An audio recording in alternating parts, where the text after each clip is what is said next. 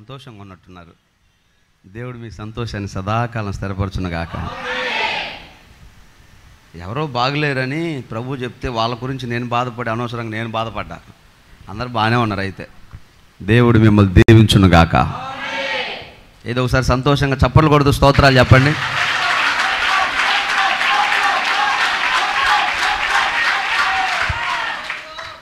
ఈ పక్క నుంచి బాగా సంతోషంగా కనపడుతుంది, కానీ ఈ పక్క నుంచి వినపడట్లా. చూస్తేనేమో మంద ఇటే ఎక్కువ ఉంది. మంచిది. అయితే వాక్య పరిచర్యకు సిద్ధపడి నేను ఇక్కడికి వస్తున్నప్పుడు ఈరోజు ఏదో ఒక ప్రత్యేకమైన దినం అంటగా. దినం కాదా, మదర్స్ డే. మంచిది, మదర్స్ డే. లోకమంతా ఈ మదర్స్ డేలు, ఫాదర్స్ డేలు, చాలా డేలు ఉన్నాయి మనకి. వరుస పెడితే ఒక 100 రోజుల వరకు డేలే ఉంటాయి. అన్ని డేలే, మే డే అట్లా. వాటన్నిటినీ ఆచరించేది లోకస్తులు. ఎందుకని? మదర్స్ డే అంటే అర్థం ఏంటంటే తల్లి కొరకు ప్రత్యేకించబడిన ఒక రోజు. తల్లి కొరకు ప్రత్యేకించబడిన ఒక రోజు. బుద్ధునోడు ఎవడైనా తల్లిని ఒక్కరోజే ప్రత్యేకించుకుంటాడా? జన్మ మొత్తం దాసోహం చేసిన తల్లి రుణం తీర్చుకోలేం కదా. తల్లి అంటే గొప్పది కదా. మరి మదర్స్ డేని ప్రత్యేకంగా పెట్టాడంటే అది బుద్ధి లేని వాళ్ళ కోసం, మనకెందుకు? అందుకని మదర్స్ డే లేదు మనకి. స్తోత్రం. కాబట్టి మనము నిత్యము తల్లిని గౌరవించే వాళ్ళమే. ఇంకా ఒకవేళ ఇక్కడ ఎవరైనా తల్లిని గౌరవించే వాళ్ళు లేకపోతే ఒకసారి జ్ఞాపకం చేసుకోండి. ఈరోజు నేను మదర్స్ డే గురించి మాట్లాడాలని ఉద్దేశించట్లేదు, కానీ ఒక్కసారి జ్ఞాపకం చేద్దామని. తల్లిని తండ్రిని గౌరవించని వాని కళ్ళు లోయ కాకులు పీకుతాయని రాశాడు దేవుడు. ఆయన ఏం రాశాడు అదే చెప్పా, ఇంకా ఏం కలపలా. తల్లిని తండ్రిని గౌరవించకపోతే వాని కళ్ళు లోయ కాకులు పీకుతాయి.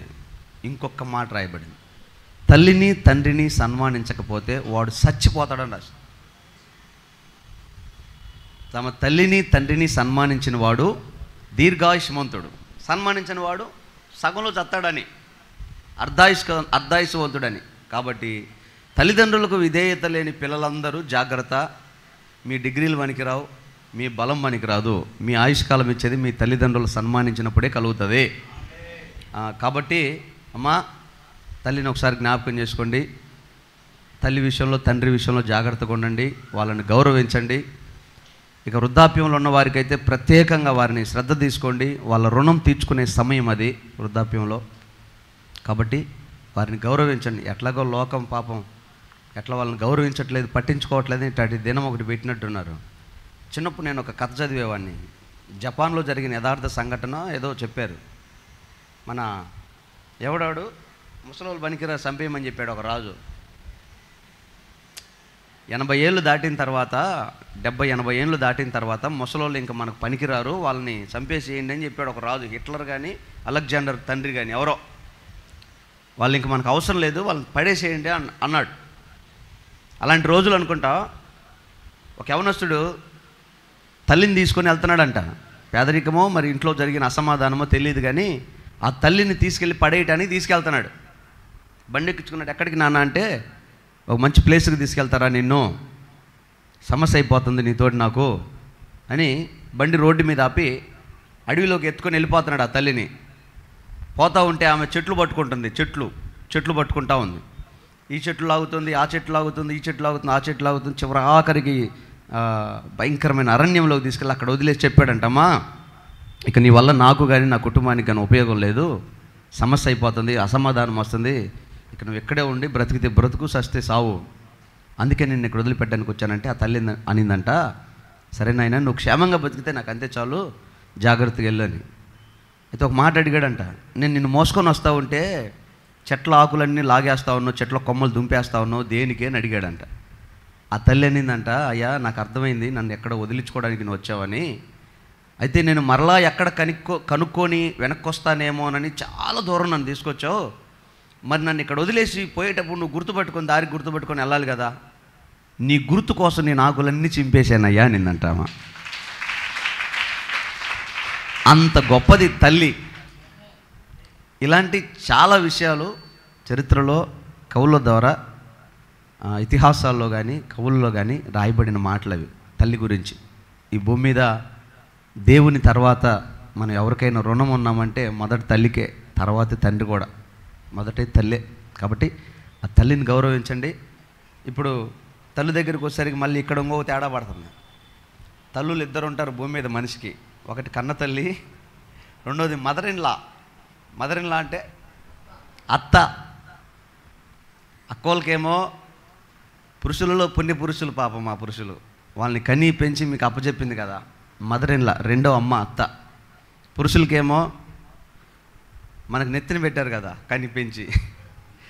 ఇక అంత భాగ్యం, గుణం, ముత్యం లాంటి భార్య అరుదు అని చెప్తాడు కదా. ముత్యం లాంటి వ్యక్తుల్ని, విలువైన ముత్యాన్ని మనకు అప్పచెప్పారు. కాబట్టి ఏంది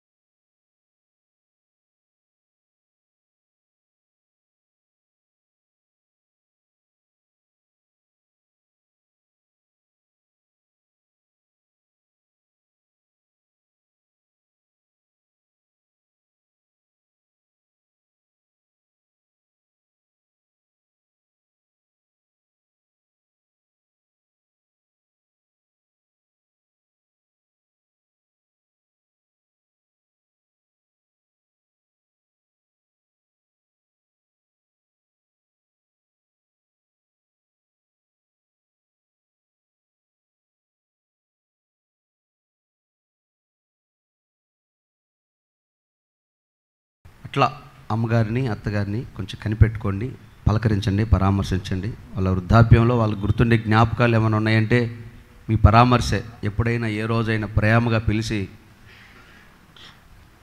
అంత మధురమైన స్వీటు, ఓ గొడ్డ, ఓ రైగొడ్డ, ఓ చీరగొడ్డ, లేకపోతే ఓ జత చెప్పులో ఆ ముసలి ప్రాణానికి ఏం అవసరం అయితే అట్లా ఇచ్చారనుకో, ఇంకా 4 రోజులు ఎక్కువ బతుకుతారు మీ పేరు చెప్పుకొని. ఇంకో విషయం చెప్పమంటావా, వాళ్ళకి ఏం గుర్తుండవు. ఎవరైతే వాళ్ళకు వృద్ధాప్యంలో మేలు చేస్తారో వాళ్ళనే మదిలో పెట్టుకొని దేవునికి స్తుతి చెప్తారు, అయ్యా ఆ బిడ్డను ఆశీర్వదించి, ఆ బిడ్డను ఆశీర్వదించని జ్ఞాపకం చేస్తారు దేవుడికి. అందుకని వృద్ధాప్యంలో ఉన్న అత్తగారిని కానీ మామగారిని కానీ తల్లిదండ్రులు కానీ నిర్లక్ష్యం చేయమాకండి. ఇప్పుడు మీ పిల్లల్ని ఎంత ముద్దుగా మీరు పెంచుకుంటున్నారో మిమ్మల్ని కూడా వాళ్ళు అట్లాగే పెంచుకున్నారు కదా. మీరు కాళ్ళు చేతులు వచ్చి రెక్కలు వచ్చి వాళ్ళని అగౌరవంగా అజాగ్రత్తగా వదిలేసి వెళ్ళిపోవటం క్రమం కాదు కదా. ఇప్పుడు మీరు ఎంత జాగ్రత్తగా, ఎంత ముద్దుగా నల్ల బంగారం తెల్ల బంగారం అని మంచి గ్రానైట్ రాయి ఉన్నట్టు ఉంటాడా, వాడిని పట్టుకొని ముద్దాడుతూ నాక్కుంటా ఉంటుంది ఒక తల్లి ప్రేమ. ఓ పక్క నుంచి డ్యాము గేట్లు ఎత్తినట్టు ఎత్తిపోయి ఉంటుంది వాడి ముక్కులు, అయినా సరే ఆనందంగా నాక్కుంటుంటుంది తల్లి ప్రేమ. నిన్ను కూడా అట్నే నాకుంటుంది కానీ నీ తల్లి ఎలా మర్చిపోతాం. అందుకని తల్లిని తండ్రిని నిర్లక్ష్యం చేయి. దేవుడు కూడా చెప్పాడు, ఈ భూమి మీద పరిశుద్ధ గ్రంథంలో తల్లిదండ్రుల గురించి రాయబడిన విలువైన సమాచారం ఏ గ్రంథంలో లేదు, దొరకదు. అంత గొప్ప సంగతులు తల్లిదండ్రుల గురించి దేవుడు రాసి పెట్టాడు. అంటే దేవుడు ఎంత గౌరవించమంటున్నాడో చూడండి తల్లిదండ్రుల గురించి దేవుడు. అందుకని లేనోళ్ళు ఎట్లాగో పోగొట్టుకున్నారు, తల్లిదండ్రులు లేనోళ్ళు నిజంగా అదొక రకమైన బాధ. ఇంకా చెప్పాలంటే వాళ్ళకు సేవ చేసుకునే భాగ్యం పోగొట్టుకున్నట్టే. కాబట్టి దొరికిన వాళ్ళు ధన్యులు, ఉన్నవాళ్ళు కాపాడుకోండి. ఒకటి చేయటం మన పని, నిర్ణయం ఆయన చిత్తం, మన చేతిలో ఉండదు. మన వంతు మన వాళ్ళకి సేవ చేయటం అంతే. కాబట్టి తల్లిని తండ్రిని సన్మానించి మీరు దీర్ఘాయుష్మంతులై బ్రతుకుదురుగాక. ఇదే మదర్స్ డే ప్రసంగం అయిపోయింది. ఇంకేమైనా కావాలా? తల్లికి భోజనం పెట్టి లెక్కలేసేవాడిని పట్టుకరండి, సోలదండను వేద్దాం. తల్లికి చీర పెట్టి అప్పు రాసేవాడిని గరుడ పురాణములో రాయబడింది క్రిమి భోజనం, యెషయా గ్రంథంలో రాయబడి ఉంటుంది పాతాళంలో వాడికి పురుగులు పడతాయని. ఎవరికి? ఇప్పుడు చెప్పిన వాడికి, తల్లిదండ్రుల విషయాలు నిర్లక్ష్యం చేసిన వాళ్ళకి. ఇవన్నీ భయంకరమైనవి ఉంటాయి శిక్షలు. ఆ శిక్షలు భరించకుండా తల్లిదండ్రులను సన్మానిస్తే మంచిది. ఇక తల్లికి తండ్రికే నువ్వు సేవ చేయకపోతే ఇంక నువ్వు మదర్ తెరిసేలాగా అనాథ పిల్లల హాస్టల్ పెట్టి నువ్వేం చేస్తావు? వృద్ధాశ్రమం పెట్టి వాళ్ళకేం సేవ చేస్తావు? చేయాల్సిన బాధ్యత క్రైస్తవులదే. ఇక మన తల్లిదండ్రులకే అత్తమామలకే మనం పలకరించి పరామర్శించుకునే స్థితి లేకపోతే అవి చేయలేం. కాబట్టి సంఘం అంటే సంఘమే, చేయాల్సిందే అంతే. నేను చేయలేనండి, నాకు అబ్బాయి చేరాకండి, అసహ్యమని అంటే నీకు కూడా భవిష్యత్తులో స్కెచ్ ఉంటుంది, అదే ఉంటుంది. అప్పుడు నీకెవరు చేస్తారు? అందుకని రాజీ లేదు ఈ విషయంలో, మాత్రం మొహమాటమే లేదు, చేయాల్సిందే. అందుకే పరిచర్య ఇక్కడి నుంచి చేస్తా పోతే అక్కడ నువ్వు చేయగలుగుతావు. కాబట్టి దాన్ని తక్కువగా ఎంచమాకండి. నిశ్చయముగా దేవుడు అట్టి కృప మన సంఘంలో అందరికీ దయచేయును గాక. ఇంకంతే, మీరు చేస్తే మీ పిల్లలు చేస్తారు, మీ పిల్లలు చేస్తే వాళ్ళ పిల్లలు చేస్తారు. ఇది క్రమం, సైక్లింగ్. నువ్వు చేసేదాన్ని బట్టే నీ పిల్లలకు ఉంటుంది. చాలా చాలా విషయాలు ఉన్నాయి, చెప్తున్నా కదా. ఈ రోజంతా ఇలాంటి స్టోరీలు ఎన్ని చెప్పమంటే అని చెప్తా. ఒక చిన్న కథ, ఇంకొక చిన్న జరిగిన సంఘటన చెప్పి నేను ముందుకెళ్తా. ఒక పెద్ద ఆయనకి వాళ్ళమ్మ ఈ సిల్వర్ ప్లేట్లో భోజనం పెట్టి ఇసిరేస్తుందంట. ఆ వరండాలో, హాల్లో ఉండేవాడిని వరండాలో వేసింది, వరండాలో ఉండేవాడిని కార్లు బైకులు పెట్టుకుని షెడ్లో వేసింది. మంచం రోజు రోజు బయటికి వేస్తుంది. భోజనం కూడా ఇసిరి పడేస్తుంది, మిగిలింది పెడుతుంది, నిర్లక్ష్యంగా చేస్తుంది. ఈ స్కూల్కి వెళ్ళే ఈ పిల్లోడు మొత్తం గమనిస్తున్నాడు. వాళ్ళ అమ్మ వాళ్ళ మామయ్యకి ఏం ట్రీట్మెంట్ చేస్తుందో వీడు గమనిస్తున్నాడు. వాళ్ళ నాన్న కూడా వస్తున్నాడు, చూస్తున్నాడు. భార్య ఏం చెప్తే అదే చేస్తున్నాడు.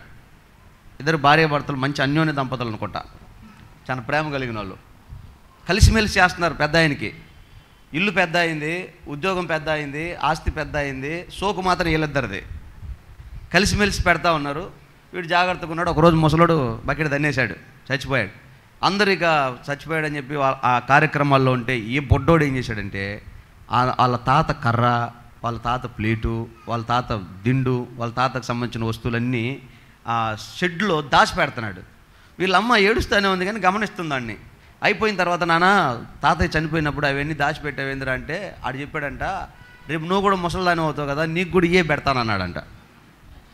మా తాతకు నువ్వు ఏ ట్రీట్మెంట్ చేసావో నీకు కూడా దాంట్లోనే కదా ట్రీట్మెంట్ చేయాల్సింది, నువ్వు చూసావు కదా, మరి నేను కూడా నేను చూడాలిగా. రేపు నాకు మావిడ వస్తుంది, మావిడ కూడా నాతో పాటు కలిసిపోద్ది, నిన్ను బజార్లో వేస్తాం, అంతే ట్రీట్మెంట్, అంతే. తేడా ఏముండదు, ఏం విత్తితే అది కోసుకుంటాం. కాబట్టి మనం విత్తింది మంచి అయితే మనకు మంచిగా జరుగుతుంది. అందుకని నిర్లక్ష్యం చేయమాకండి. మీయే జీవితాలు కాదు, వాళ్ళకి కూడా బ్రతుకులే, వాళ్ళకి కూడా త్యాగాలే. వాళ్ళ శక్తి కొలది వాళ్ళు పోరాడి సంపాదించి సమకూర్చి మిమ్మల్ని పెద్దవాళ్ళని చేశారు. ఇప్పుడు మీకు తెలివితేటలు ఎక్కువై ఉండొచ్చు. ఆ తెలివితేటలు రావడానికి వాళ్ళ జీన్సే కారణం, మీకు తెలియట్లా కాదా? మరి వాళ్ళు లేకుండా మనం లేం కదా. అందుకని మొదట వాళ్ళని గౌరవించడం మనకు మంచిది. అంత దరిద్రమైన ప్రపంచంలో ఉన్నాం కాబట్టి దానికి ఒక దినం పెట్టుకోవాల్సి వచ్చింది. మరలా దినం అంటే మీకు తెలుసా, చచ్చినోడికి పెడతారు దినం. తల్లి ప్రేమ చచ్చింది, అందుకే మదర్స్ డే, తల్లి దినం అని పెట్టారు దానికి. ఇప్పుడైనా గుర్తు చేసుకోండి అని. అలాంటి పరిస్థితి సంఘంలో వాళ్ళకు రాకూడదు. మనకు ప్రతిరోజు మదర్స్ డేనే. ఆమేన్. ఇంకా దేవుడు కూడా చెప్తాడు ఒక తల్లిని గురించి తల్లి యొక్క గొప్పతనం సంఘానికి చెప్పడానికే ఆ మాట అన్నాడేమో. నేను నిన్ను ప్రేమిస్తున్నాను రా అమ్మా, నేను నిన్ను ప్రేమిస్తున్నానని దేవుడు సంఘానికి చెప్తూ ఎట్లా ప్రేమిస్తున్నానో ఆ ప్రేమను వివరించడానికి తల్లిని తెచ్చుకుంటాడు. ఒకని తల్లి వానిని ఆదరించినట్లు నేను మిమ్మును, అది దేవుడికి కూడా తల్లి అవసరమైంది పోలిక చెప్పడానికి. అంత గొప్పది తల్లి. కాబట్టి ఆ తల్లిని, మదర్ ఇన్ లా అత్తని నిర్లక్ష్యం చేయొద్దు. వీళ్ళిద్దరూ మనకు సమానమే. కాబట్టి దేవుడు ఈ కృపా సంఘంలో మనందరికీ దయచేయను గాక. మంచిది, చాలా ప్రాముఖ్యమైన సమయం. ప్రతిరోజు ప్రతి ఆదివారం మనం కొన్ని విషయాలు ధ్యానం చేస్తున్నాం. గుర్తుపెట్టుకోండి, లోకంలో జరుగుతున్న సంగతులన్నీ మీరు చూస్తూనే ఉన్నారు. మరలా వాటి గురించి నేను మీకు జ్ఞాపకం చేయాల్సిన అవసరం లేదు. ప్రస్తుతానికి దేవుడి దేవలో యుద్ధం ఆగిందని మీరు అనుకోవద్దు. ఆగిందంట. ఏం జరిగిందో తెలియదు. మొత్తానికైతే ప్రార్థన ఫలమో, దేవునికి స్తోత్రం, యుద్ధం ఆగింది. ఇంకా సమాధానం దేశాల మధ్యలో రావాలి. ఒకవేళ అది రాకపోతే నశించిపోయే ఆత్మలైనా మనం సంరక్షించాలి. ఒక్క ఆత్మ నశించిపోతే దానికి లెక్క దేవుడు అడుగుతాడనే సంగతి మాత్రం మర్చిపోవద్దు. అయితే సమాధాన పడేది, దేశాలు రక్షింపబడేది, ఆత్మలు రక్షించేది, ఇవన్నీ సెకండరీ. ఫస్ట్ ఏంటంటే మనం రక్షింపబడిన మనం, దేవుని నమ్ముకున్న మనం, మన వ్యక్తిగత జీవితాల్లో దేవుని ఎదుట ఎలాగున్నామో అది పరీక్షించుకుంటూ ఉండాలి. ఈ స్కూల్కి వెళ్ళే పిల్లలకి వారానికి ఒక టెస్ట్ పెడతారు, నెలకు ఒక టెస్ట్ పెడతారు, 3 నెలలకు ఒక టెస్ట్ పెడతారు, 6 నెలలకు ఒక టెస్ట్ పెడతారు, అంతే కదమ్మా? ఇవన్నీ ఎందుకు టెస్టులు పెడతారంటే వాళ్ళ పరిస్థితి ఏంటి, ఎంతవరకు వీళ్ళకి జ్ఞానం వస్తుంది, చదువు అబ్బుతుంది లేదా తెలుసుకోవడానికి. పరీక్ష అనేది ప్రమోషన్ చేయడానికి కానీ ఇబ్బంది పెట్టడానికి కాదు. దేవుళ్ళలో కూడా మనల్ని మనం పరీక్షించుకోవాలి. నేను ఎంతవరకు ఆధ్యాత్మికంగా బాగున్నాను లేదని చూసుకోవాలి. కాబట్టి ఈ పరీక్షలో భాగమే మన ఈ మత్తయి సువార్త 5వ అధ్యాయ ధ్యానం. ఏంటంటే ప్రభు తన ఎదుటికి వచ్చిన వారిని ప్రేమించి వారితో మాట్లాడినటువంటి మాటలు. ఇంతవరకు మనం ఎన్ని మాటలు ధ్యానం చేసాం? 6 మాటలు చదివామా? 5వ అధ్యాయం 9వ వచనం చదవండి. సమాధానపరచువారు ధన్యులు, వారు దేవుని కుమారులు అనబడతారు. నేను 11:30కి ముగిస్తా. 11 అయింది, 11:30. ఈసారి మాట అంటే మాటే 11:30కి ముగిస్తా. మొన్న బాపట్ల వెళ్ళామా, మీటింగ్ పెట్టారా? ఆ మీటింగ్లో వాక్యం చెప్పడం నిలబడితే ఎంతసేపు వాక్యం చెప్తారు పాస్టర్ గారు అన్నాడు నన్ను ఆయన. అంటే 45 నిమిషాలు చెప్తాను గట్టిగా అన్న. అంతేనా? 45 నిమిషాలన్నా, గంట చెప్పండి అంటే గంట సేపు వెళ్ళి వింటారా? వింటారులే. సరే 45 నిమిషాలు అయితే నా టైము, ఆ తర్వాత మన సంబంధం లేదు. మొత్తానికి 1:30 అయిపోయింది. విచిత్రం ఏంటంటే అంతకుముందు వచ్చిన 3 రోజుల పాస్టర్లు, ఆ తర్వాత వచ్చిన వాళ్ళు అక్కడున్న ప్రజల్ని సెటరేట్ చేయలేక తలడిల్లిపోయారు. హల్లెలూయా చెప్పండి. కదలకుండా మీరు కాదు, వాళ్ళు కదలకుండా కూర్చోండి, తిరగమాకండి, నిద్రపోతున్నవేంది, లేయండి. పాపం వాళ్ళు తాపత్రయపడ్డారు. అసలు మనకైతే దేవుడి దయ ఏం లేదు. మాట్లాడుతూ ఉంటే అసలు వెళ్ళిపోతూ ఉంది అసలు బండి, పిన్ డ్రాప్ సైలెన్స్, ఎవడు కదలట్లే అసలు. దేవునికి స్తోత్రం. 1:30 అయిపోయిన తర్వాత అంటే ఇంకొద్దిసేపు చెప్పకూడదంటే నీకేమయ్యా, మళ్ళీ నేను కొండే పోవాలి. ఇచ్చిందే 10 గంటలకు మైకు 10 గంటలకు ఇచ్చారు వాక్యం చెప్పండి. అప్పుడు 1 గంటకు అన్నం తిన్నారు వాళ్ళు. అట్లాంటి వాళ్ళు అట్లా దేవుడు నడిపిస్తాడు. అది ఇంకా ఆయన వశమైనప్పుడు మనం ఏం చేయలేం. నా మట్టుకైతే ఈరోజు ఒక 30 నిమిషాలు మీతో దేవుని వాక్యం పంచుకోవాలని నేను ఆశపడుతున్నా. ఇప్పుడు మనం చదువుకున్న వాక్య భాగాలు ఏంటంటే, సమాధానపరచువారు ధన్యులు, వారు దేవుని కుమారులు అనబడతారు. అంటే సమాధానానికి ఉన్న ప్రాధాన్యత, ప్రాముఖ్యత ఎంత గొప్పదో ఆలోచన చేయండి. చూడండి, పాత రోజుల్లో ఉమ్మడి కుటుంబాలు ఉండేవి, కలిసిమెలిసి బ్రతికే కాపురాలు ఉండేవి. అంటే 5 కొడుకులు ఉంటే 5 కోడళ్ళు, 5 కొడుకులు ఒకే కాంపౌండ్లో ఉండేవాళ్ళు. ఒకే కాంపౌండ్లో ఒకవేళ గది వేరుగా ఉండొచ్చేమో కానీ ఒకే కుండలో వండుకొని తినేవాళ్ళు, ఒకే ఇంట్లో నివాసం ఉండేవాళ్ళు, ఒకే పొలంలో పనిచేసేవాళ్ళు, అలా బ్రతికేవాళ్ళు. ఇంకొంచెం వెనక్కి పోతే కొన్ని వీధులే కలిసిమెలిసి ఉండే. ఇంకొంచెం వెనక్కి వెళ్తే ఆ ఐక్యతకి ఇక చెప్పనక్కర్లేదు. కానీ 2000 సంవత్సరాల క్రిందట యేసు ప్రభు ఈ మాట ఎందుకు చెప్పాడు? ఈ మాట ఈ తరానికి బాగా పనికి వస్తుంది. సమాధానపరచువారు ధన్యులు, వారు దేవుని కుమారులు అనబడతారని ఈ తరానికి పనికి వస్తుంది. ఆ తరానికి అంత అవసరం లేదు ఆ మాట. వాళ్ళంతా సమాధానంగా ఉంటారు, క్షేమంగానే ఉంటారు. హత్యలు చేసుకోవడం తక్కువ, ఒకరి మీద ఒకరు ఈర్ష్యపడటం తక్కువ, స్వార్థం తక్కువ. ఆ రోజుల్లో ప్రేమ కలిగి ఉన్నోళ్ళు. ఇప్పటికీ మనం కొన్ని ప్రాంతాలకు వెళ్తే ఆ ప్రాంత ప్రజల ప్రేమకి మనం ఆశ్చర్యపోతాం. వీళ్ళేంట్రా ఇంత ప్రేమగా ఉన్నారు అనిపిస్తుంది. ఎందుకంటే వారి దాతృత్వం గొప్పగా అనిపిస్తుంది.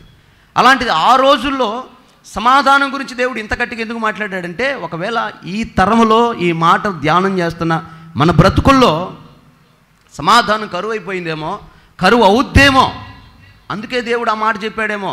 సమాధానపరచండి, సమాధానంగా ఉండమని చెప్పట్లా, సమాధానపరచండి అంటున్నాడు. అంటే ఆల్రెడీ మనలో ఏముండాలి? సమాధానం ఉండాలి. ఎవరికైతే సమాధానం ఉంటుందో వాళ్ళే సమాధానపరచగలుగుతారు. సమాధానం లేనివాడు సమాధానం ఎడ చెప్తాడు? ఇప్పుడు ఒక తాగుబోతాడు ఇంకో తాగుబోతాడు దగ్గరికి వెళ్ళి నువ్వు తాగుడు మానుకొని చెప్తాడా? చెప్తే పని జరిగిద్దా? వాడు వింటడా? వినడు. గట్టిగా ఒకసారి అల్లులో చెప్పండి, ఇంకోసారి చెప్పండి. ఒక తాగుబోతాడు వెళ్ళి ఇంకో తాగుబోతాడు చెప్తే వినడు. ఎందుకని? వాడు అర్హుడు కాదు చెప్పడానికి. ఇప్పుడు దేవుడు అంటాడు మీరు సమాధాన పరచండి. అంటే మన సమాధాన పరచాలంటే మన దగ్గర ఏముండాలి? సమాధానం ఉండాలి. మన దగ్గర కోపం ఉండకూడదు, మన దగ్గర ఆవేశం ఉండకూడదు, మన దగ్గర స్వార్థం ఉండకూడదు, పక్షపాతం ఉండకూడదు. సమాధానపరిచేవారు సమాధానానికి కర్తలై ఆ సమాధానానికి కర్త అయిన ఆయనకి వారసులై ఉండాలి. వారే సమాధానపరచగలరు. Like K A Paul peace mission, సమాధాన వ్యవస్థ, సమాధాన సంస్థ. ఏం చేస్తాడు ఈయన? దేశాల మధ్య సమాధాన పరుస్తాడట. నిన్న కూడా పాకిస్తాన్ ఇండియా మానేశారు, యుద్ధం ఆపారా? నేనే అంటున్నాడు వచ్చి. ఇక నేనే మాట్లాడాను, నేనే సెట్ చేశాను, నేనే సమాధానపరిచాను అని చెప్తున్నాడు కేఏ పాల్. అంటే ఆ స్థాయిలో మనం సమాధానకరంగా బ్రతికి అనేకుల్ని సమాధానపరచాలి. అప్పుడు ఆ సమాధానపరచువారు దేవుని వారసులు అవుతారంట. లేఖనంలో ఎంత లోతైన విషయాలు ఉన్నాయండి. నమ్మి బాప్తిజం పొందండి, మీరు నా పిల్లలు అవుతారు అన్నాడు ఒక చోట. ఎందరూ నన్ను అంగీకరిస్తారో వారు నాకు వారసులు అన్నాడు ఇంకో చోట. నా నామం నిమిత్తం హింసింపబడిన నాకు స్నేహితుడు అన్నాడు ఇంకొక చోట. ఇక్కడేమన్నాడంటే సమాధానపరిచిన వారే నాకు వారసులు అంటున్నారు. ఇప్పుడు ఒక మనిషికి సమాధానం ఎందుకు పోతుంది? మనుషులకు సమాధానం ఎందుకు దూరం అవుతుంది? సమాధానం దూరం అవుతే కలిగే నష్టం ఏంటి? మీరు చూడండి, ఒక భయంకరమైన త్రాగుబోతుని పట్టుకొని ఎందుకు రా నువ్వు ఇట్లా చేస్తున్నావు అంటే ఇంట్లో సమాధానం లేదంటాడు, ఒంట్లో సమాధానం లేదంటాడు, ఆఫీసులో సమాధానం లేదంటాడు, వ్యాపారంలో సమాధానం లేదంటాడు, పంట పొలాల్లో సమాధానం లేదంటాడు. కలిగిన నష్టాన్ని బట్టో కోల్పోయిన దాన్ని బట్టో అసమాధానానికి గురైపోయి సమాధానం లేక తాగుడికి బానిసైపోతాడు. వ్యభిచార కొంపల్సుడు తిరిగేవాడు కూడా అదే చెప్తాడు, ఎందుకమ్మా ఇటు చేస్తున్నావు, ఏంద్ర అబ్బాయి ఇటు చేస్తున్నావు అంటే ఆడు కూడా అదే చెప్తాడు, ఆ అమ్మాయి కూడా అదే చెప్తుంది. సమాధానం లేదు, నెమ్మది లేదు, ఎందుకో నేను ఇటు అయిపోయాను. ఇక ఒక్కసారి ఆ పాపంలో పట్టుకున్న తర్వాత ఈ సాతాను ఏం చేస్తాడంటే ఆ పాపపు బంధకాలతో పట్టేస్తాడు. ఇక నిన్ను బయటకు బానివాడు. ఆ క్షణానికి నువ్వు పొరపాటు నిర్ణయం తీసుకున్నావు, తప్పు నిర్ణయం తీసుకున్నావు, తప్పు జరిగింది, ఇక ఆ తప్పులోనే కూరుకుపోయేటట్టు చేస్తాడు సాతానుగాడు. దేవుని వాక్యం చేత అసమాధానంలో ఉన్న మనల్ని దేవుడు సమాధానకర్తలుగా లేవనెత్తునుగాక. ఈ సమాధానం పాపంలోనికి, సమాధానం లేకపోవటం వల్ల పాపంలోనికి త్రొట్టిల్లిపోవడానికి అవకాశం ఉంటుంది. అందుకే ఇప్పుడు జరుగుతున్న ఇవన్నీ, ఈ డ్రగ్స్ కానివ్వండి, ఈ అధికార దాహం కానివ్వండి, డబ్బు వ్యామోహం కానివ్వండి, వ్యభిచారం కానివ్వండి, పాపం కానివ్వండి, మోసం కానివ్వండి, ఇవన్నిటికి కారణం ఏంటంటే వారిలో సమాధానం లేక, నెమ్మది లేక, ఏం చేస్తే నెమ్మదిగా ఉంటారో, ఏం చేస్తే సమాధానంగా ఉంటారో అర్థం కాక ఇక లోకం పట్టుకొని ఊరంతా దేశ సంచారమై తిరుగుతూ ఉంటుంది, దేశ దిమ్మరులై, సమాధానం లేక. అలాంటి వారికి మనము సమాధాన సువార్తను ప్రకటించుదుముగాక. హల్లెలూయా. ఈ విషయాన్ని మన ప్రభు మనకు ఆనాడే చెప్పాడు. ఒకప్పుడు మనం కూడా సమాధానం లేని వారమే. రక్షణ లేనప్పుడు సమాధానం లేదు. ఇప్పుడు నేనే ఉన్నా, నా మదిలో 17 ఏళ్ల వయసులో నా మదిలో ఉన్న ఆలోచన ఏంటంటే ఒకప్పుడు ఉన్న వైభవం కోల్పోయాం, కన్నులారా చూశాను నేను ఈ వయసులోనే. మరలా అది రావాలి అంటే ఎక్కడ తప్పు జరిగింది? కలిగిన ధనాన్ని కోల్పోవటం వల్ల, డబ్బును కోల్పోవటం వల్ల. సో మరలా మనకు ఆ డబ్బు కావాలి. డబ్బు సంపాదించడానికి ఏం చేయాలి? ఆ టైంలోనే ఎల్ఐసి పాలసీలు కట్టించి ఈ రియల్ ఎస్టేట్ వ్యాపారాలు చేసి మోటార్ ఫీల్డ్లో వాహనాలు కొనుక్కొని తిప్పి ఇంకా చాలదు, ఇది చాలదు, ఇంకేదో కావాలని హైదరాబాద్ వెళ్ళి సినిమా ఫీల్డ్లో జాయిన్ అయిపోయి అక్కడ డబ్బు సంపాదించే రకరకాల మార్గాలు వెళ్తూ ఉన్నప్పుడు, మనసు అడి ఆశలు పడి పరుగులెడతా ఉన్నప్పుడు ఒక్కసారి యేసయ్య నన్ను సమీపించి నన్ను దర్శిస్తే నా మైండ్లోని ఆలోచనలు అన్నీ డిలీట్ అయిపోయి యేసయ్య ఒక్కడే నా మదిలో ఉండిపోయాడు. దేవునికి మహిమ కలుగును గాక. హల్లెలూయా. ఇక ఇంత ముందులాగా నువ్వు ఆలోచించవా అంటే ఇంక లేదు, నాకు ఆలోచన లేదు. మరి పరిగెత్తిన పరుగంతా వ్యర్థమని అర్థమైంది, ఆశలన్నీ అడి ఆశలని అర్థమైపోయింది. మరి గమ్యము ఈయనేనని తెలుసుకున్నా. ఇప్పుడు పరిగెత్తవా? ఇంకెళ్ళను. ఇప్పుడు ఆశపడవా? ఇంక పడను. ఇప్పుడు కోరుకోవా? కోరుకోను. ఇంకేం కావాలి నీకు? నాకు దొరకాల్సిన ఆయన దొరికాడు, ప్రశాంతంగా బతికేస్తా. ఎందుకంటే నా సమాధానం ఆయన, నా ఆశీర్వాదం ఆయన, నా డబ్బు ఆయన, నా సంపద, నా సృష్టి ఆయన దొరికాడు నాకు. ఇంకా నేను నెమ్మదిగా ఉంటా, ప్రశాంతంగా ఉంటా. అందుకే నన్ను ఎవరు డబ్బుతో కొనలేరు. హల్లెలూయా. లాస్ట్ ఎన్నికల్లో 2 లక్షల రూపాయలు ఆఫర్ చేశారు ఒక పార్టీ నాకు. కొండేపిల్ల అసలు నేను పలాని పార్టీకి మీరు పేరు ఎత్తొద్దు, ఆ పల్లెటూరులో వెళ్తూ ఉంటారు కదా మీరు, అక్కడికి వెళ్ళినప్పుడు ఒక మాట, మా పక్షాన ఉండండి, 2 లక్షల రూపాయలు ఇస్తాము. సరే వద్దు, మీరు ఊరకు తీసుకోండి, కానుకిస్తున్నాం అనుకొని తీసుకోండి. నాకొద్దు. ఎందుకు వద్దు? నాకు కావాల్సిన సమాధానం ఆయన ఉన్నాడు, నీ డబ్బు నాకెందుకు? అంతకుముందు పంచాయతీ ఎన్నికల్లో 4 లక్షలు ఆఫర్ చేశారు, నాకొద్దు. నేను ముట్టలా, ధైర్యంగా చెప్పగలను, ఇంత ధైర్యంగా తీసుకుంటే చెప్పగలనా? కారణం ఏంటి? నాకు వాటిల్లో సమాధానం లేదు. నా యేసయ్య నాకున్నాడు, నాకు ఏం అవసరం లేదు, ఆయన చాలు నాకు. ఎందుకని? సమాధానం పొందాను కనుక, నేను సమాధానం పడ్డాను కనుక ఆ సమాధానాన్ని మీకు ప్రకటిస్తున్నాను. దేవునికి స్తోత్రం. అయితే ఆయన దొరకనప్పుడు నా పరిస్థితి ఏంది? ఎఫెసీయులకు రాసిన పత్రిక 2వ అధ్యాయము 13వ వచనం చూడండి.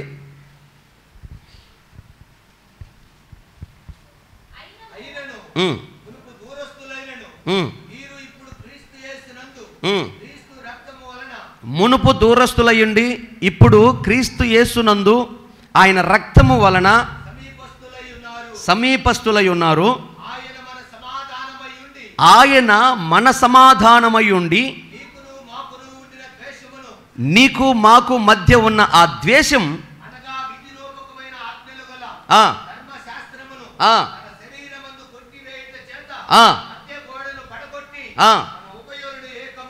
కొట్టు, చప్పలు కొట్టండి.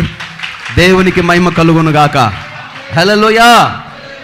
మన ప్రభు మన పక్షాన చేసిన పని ఏంటంటే, మనకి దేవుడికి మధ్య అడ్డుగోడ ఉందంట. ఏంటి ఆ అడ్డుగోడ? ధర్మశాస్త్రం. ఏంటి ఆ ధర్మశాస్త్రం? పాపం. ఏంటి ఆ ధర్మశాస్త్రం? అతిక్రమం.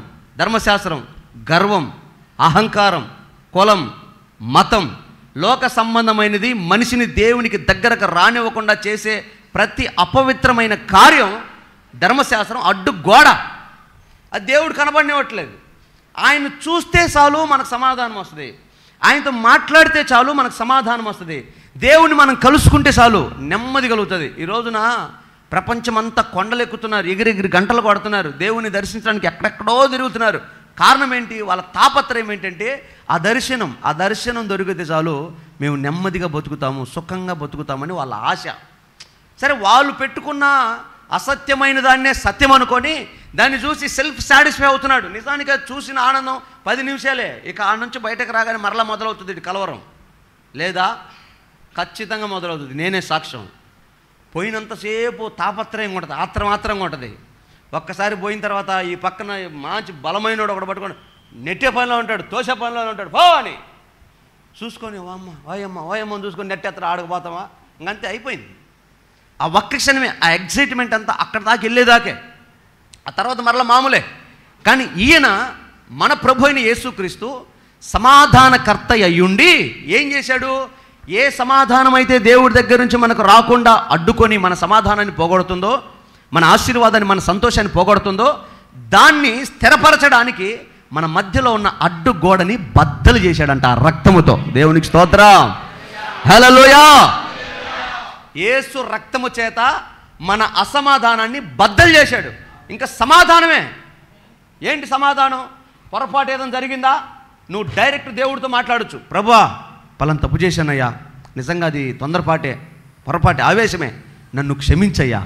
మీ ఇద్దరు ఏమయ్యారు? ఇప్పుడు సమాధాన పడ్డారు. దేవుడు నువ్వు సమాధాన పడ్డావు. దీనికి కారణం ఎవరు? నువ్వు క్షమించమని అడిగావు. నేను నిన్ను క్షమించను. ఎన్నిసార్లు క్షమిస్తాను నిన్ను? పొద్దుగులు పట్టం లేవటం, అంటాం అనలేదంటావు, చేయలేదంటావు, చూడలేదంటావు, 24 గంటలు ఇదే పనా? ఒక్కసారి చెప్తే అర్థం కాదా? అనడానికి లేదు. ఎందుకని? యేసు రక్తం మన జీవితకాల క్షమాపణ చేసింది. ఆమెన్. ఎవరి వల్ల మనకు కలిగింది క్షమాపణ? యేసు రక్తం మన జీవితకాలము క్షమాపణ కలుగు చేసింది. ఆ రక్తం మూలంగా మనం సమాధాన పడ్డాం. ఇప్పుడు మనలో ఎవరికైనా అసమాధానం ఉంటే మనము సమాధాన పడాలి, సమాధాన పరచాలి. కానీ ఈ తరం ఎట్ట తయారైందంటే, యేసు రక్తంలో కడగబడిన తర్వాత కూడా వీడు విభేదాలు పెట్టడం మానట్ల, గొడవలు పెట్టడం ఆపట్ల, తగాదాలు పెట్టి తన్నుకు చత్తంటే చూసి ఆనందపడే సంఘం చాలా బాగుంది. ఉన్నారు, చర్చికి వచ్చే వాళ్ళే ఉన్నారు. అనని మాట అన్నాడని, చెయ్యనిది చేసిందని, చూడంది చూసిందని, చెప్పంది చెప్పిందని, వాళ్ళకి వీళ్ళకి మధ్య విభేదాలు పుట్టించి, మనస్పర్ధలు పుట్టించి, కలవరాలు గురి చేసి, కాపురాలు నాశనం చేసే విశ్వాసులు ఉన్నారు. సిగ్గుసేట ఆ మాట చెప్పుకోవడానికి. విశ్వాసులు ఉన్నారని చెప్పడానికి. తప్పు చేయొచ్చు, పొరపాటు జరగవచ్చు, అది తప్పు కాదు. యేసయ్య పాదాలు పట్టుకుంటే క్షమిస్తాడు, వాళ్ళిద్దరు బాగానే ఉంటారు. మధ్యలో పుల్ల పెడతాడే అలాంటోడు. వాడు పెట్టచ్చు, పుల్ల కూడా పెట్ట. వాడు సైతాన్ గడి పనే పుల్ల పెట్టేది కాబట్టి వాడి పేరే పుల్లయ్య. ఏం పేరు వాడి పేరు? వాడి పేరే పుల్లయ్య. వాడు పుల్ల పెడతాడు. ఇంకొక పుల్లమ్మ కూడా ఉంటుంది. పుల్లమ్మలు కూడా లేకుండా ఉన్నారా? పుల్లమ్మలు కూడా ఉన్నారు. పుల్లమ్మ కూడా పుల్ల పెడుతుంది. ఎందుకంటే సైతానిక బేట, సైతానిక బేటీ, అంతేనా? అంటే సైతాను కొడుకు, సైతాను కూతురు పుల్లమ్మ, పుల్లయ్య పుల్లలు పెడతారు. అమ్మ ఎవరన్నా పుల్లమ్మలు ఉంటే తల్లారు, మిమ్మల్ని కాదమ్మా, పేరు చదువుతున్నా, పెడతారు. వాళ్ళు పెట్టచ్చు. ప్రభు నమ్ముకొని నువ్వు పుల్ల పెట్టకూడదు. చాలా తప్పది. ఎందుకు? దేవుడు ఏమంటున్నాడు? నువ్వు సమాధాన పరచాలి. సమాధాన పరచువారు ధన్యులు, వారు దేవుని పిల్లలు, దేవుని కుమారులు, దేవుని వారసులు. సమాధాన పరిచేవారు, సమాధాన పరచని వారు, వ్యతిరేక పదార్థం చెప్పండి. సమాధాన పరిచేవారు ధన్యులు, సమాధాన పరచని వారు అన్యులు. అన్యులే. సమాధానపరిచేవారు ధన్యులు. అందుకని నువ్వు సమాధానపరచాలి కానీ విభేదం పుట్టించకూడదు. ఇప్పుడు అసమాధానానికి కారణాలు చాలా ఉన్నాయి. ఇప్పుడు మనలో కూడా ఇంతమంది మనం ప్రభు దగ్గరికి వచ్చాం, మనం అందరం సమాధానంగా ఉన్నామా? మన మనసులో ఎవరో ఒకరి మీద అసమాధానం లేదా? ఏదో ఒక పరిస్థితి మీద అసమాధానంగా లేమా?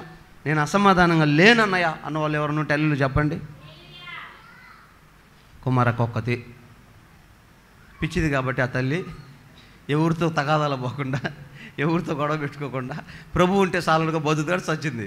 ఇప్పుడు మన పరిస్థితి ఏంది? మన వల్ల కాదు.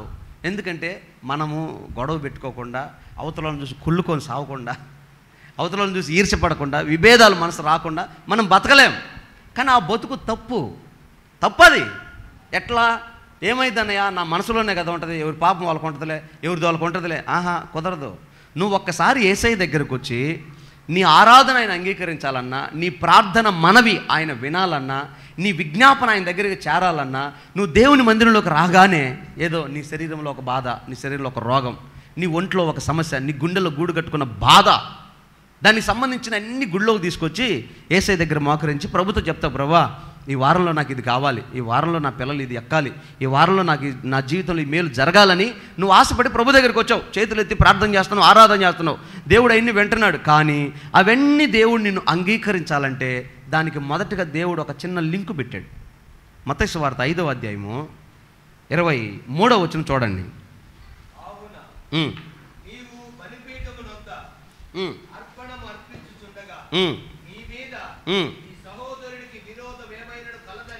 నీవు బలిపీఠం యొద్ద నీ అర్పణ అర్పించుచుండగా నీ మీద నీ సహోదరులకి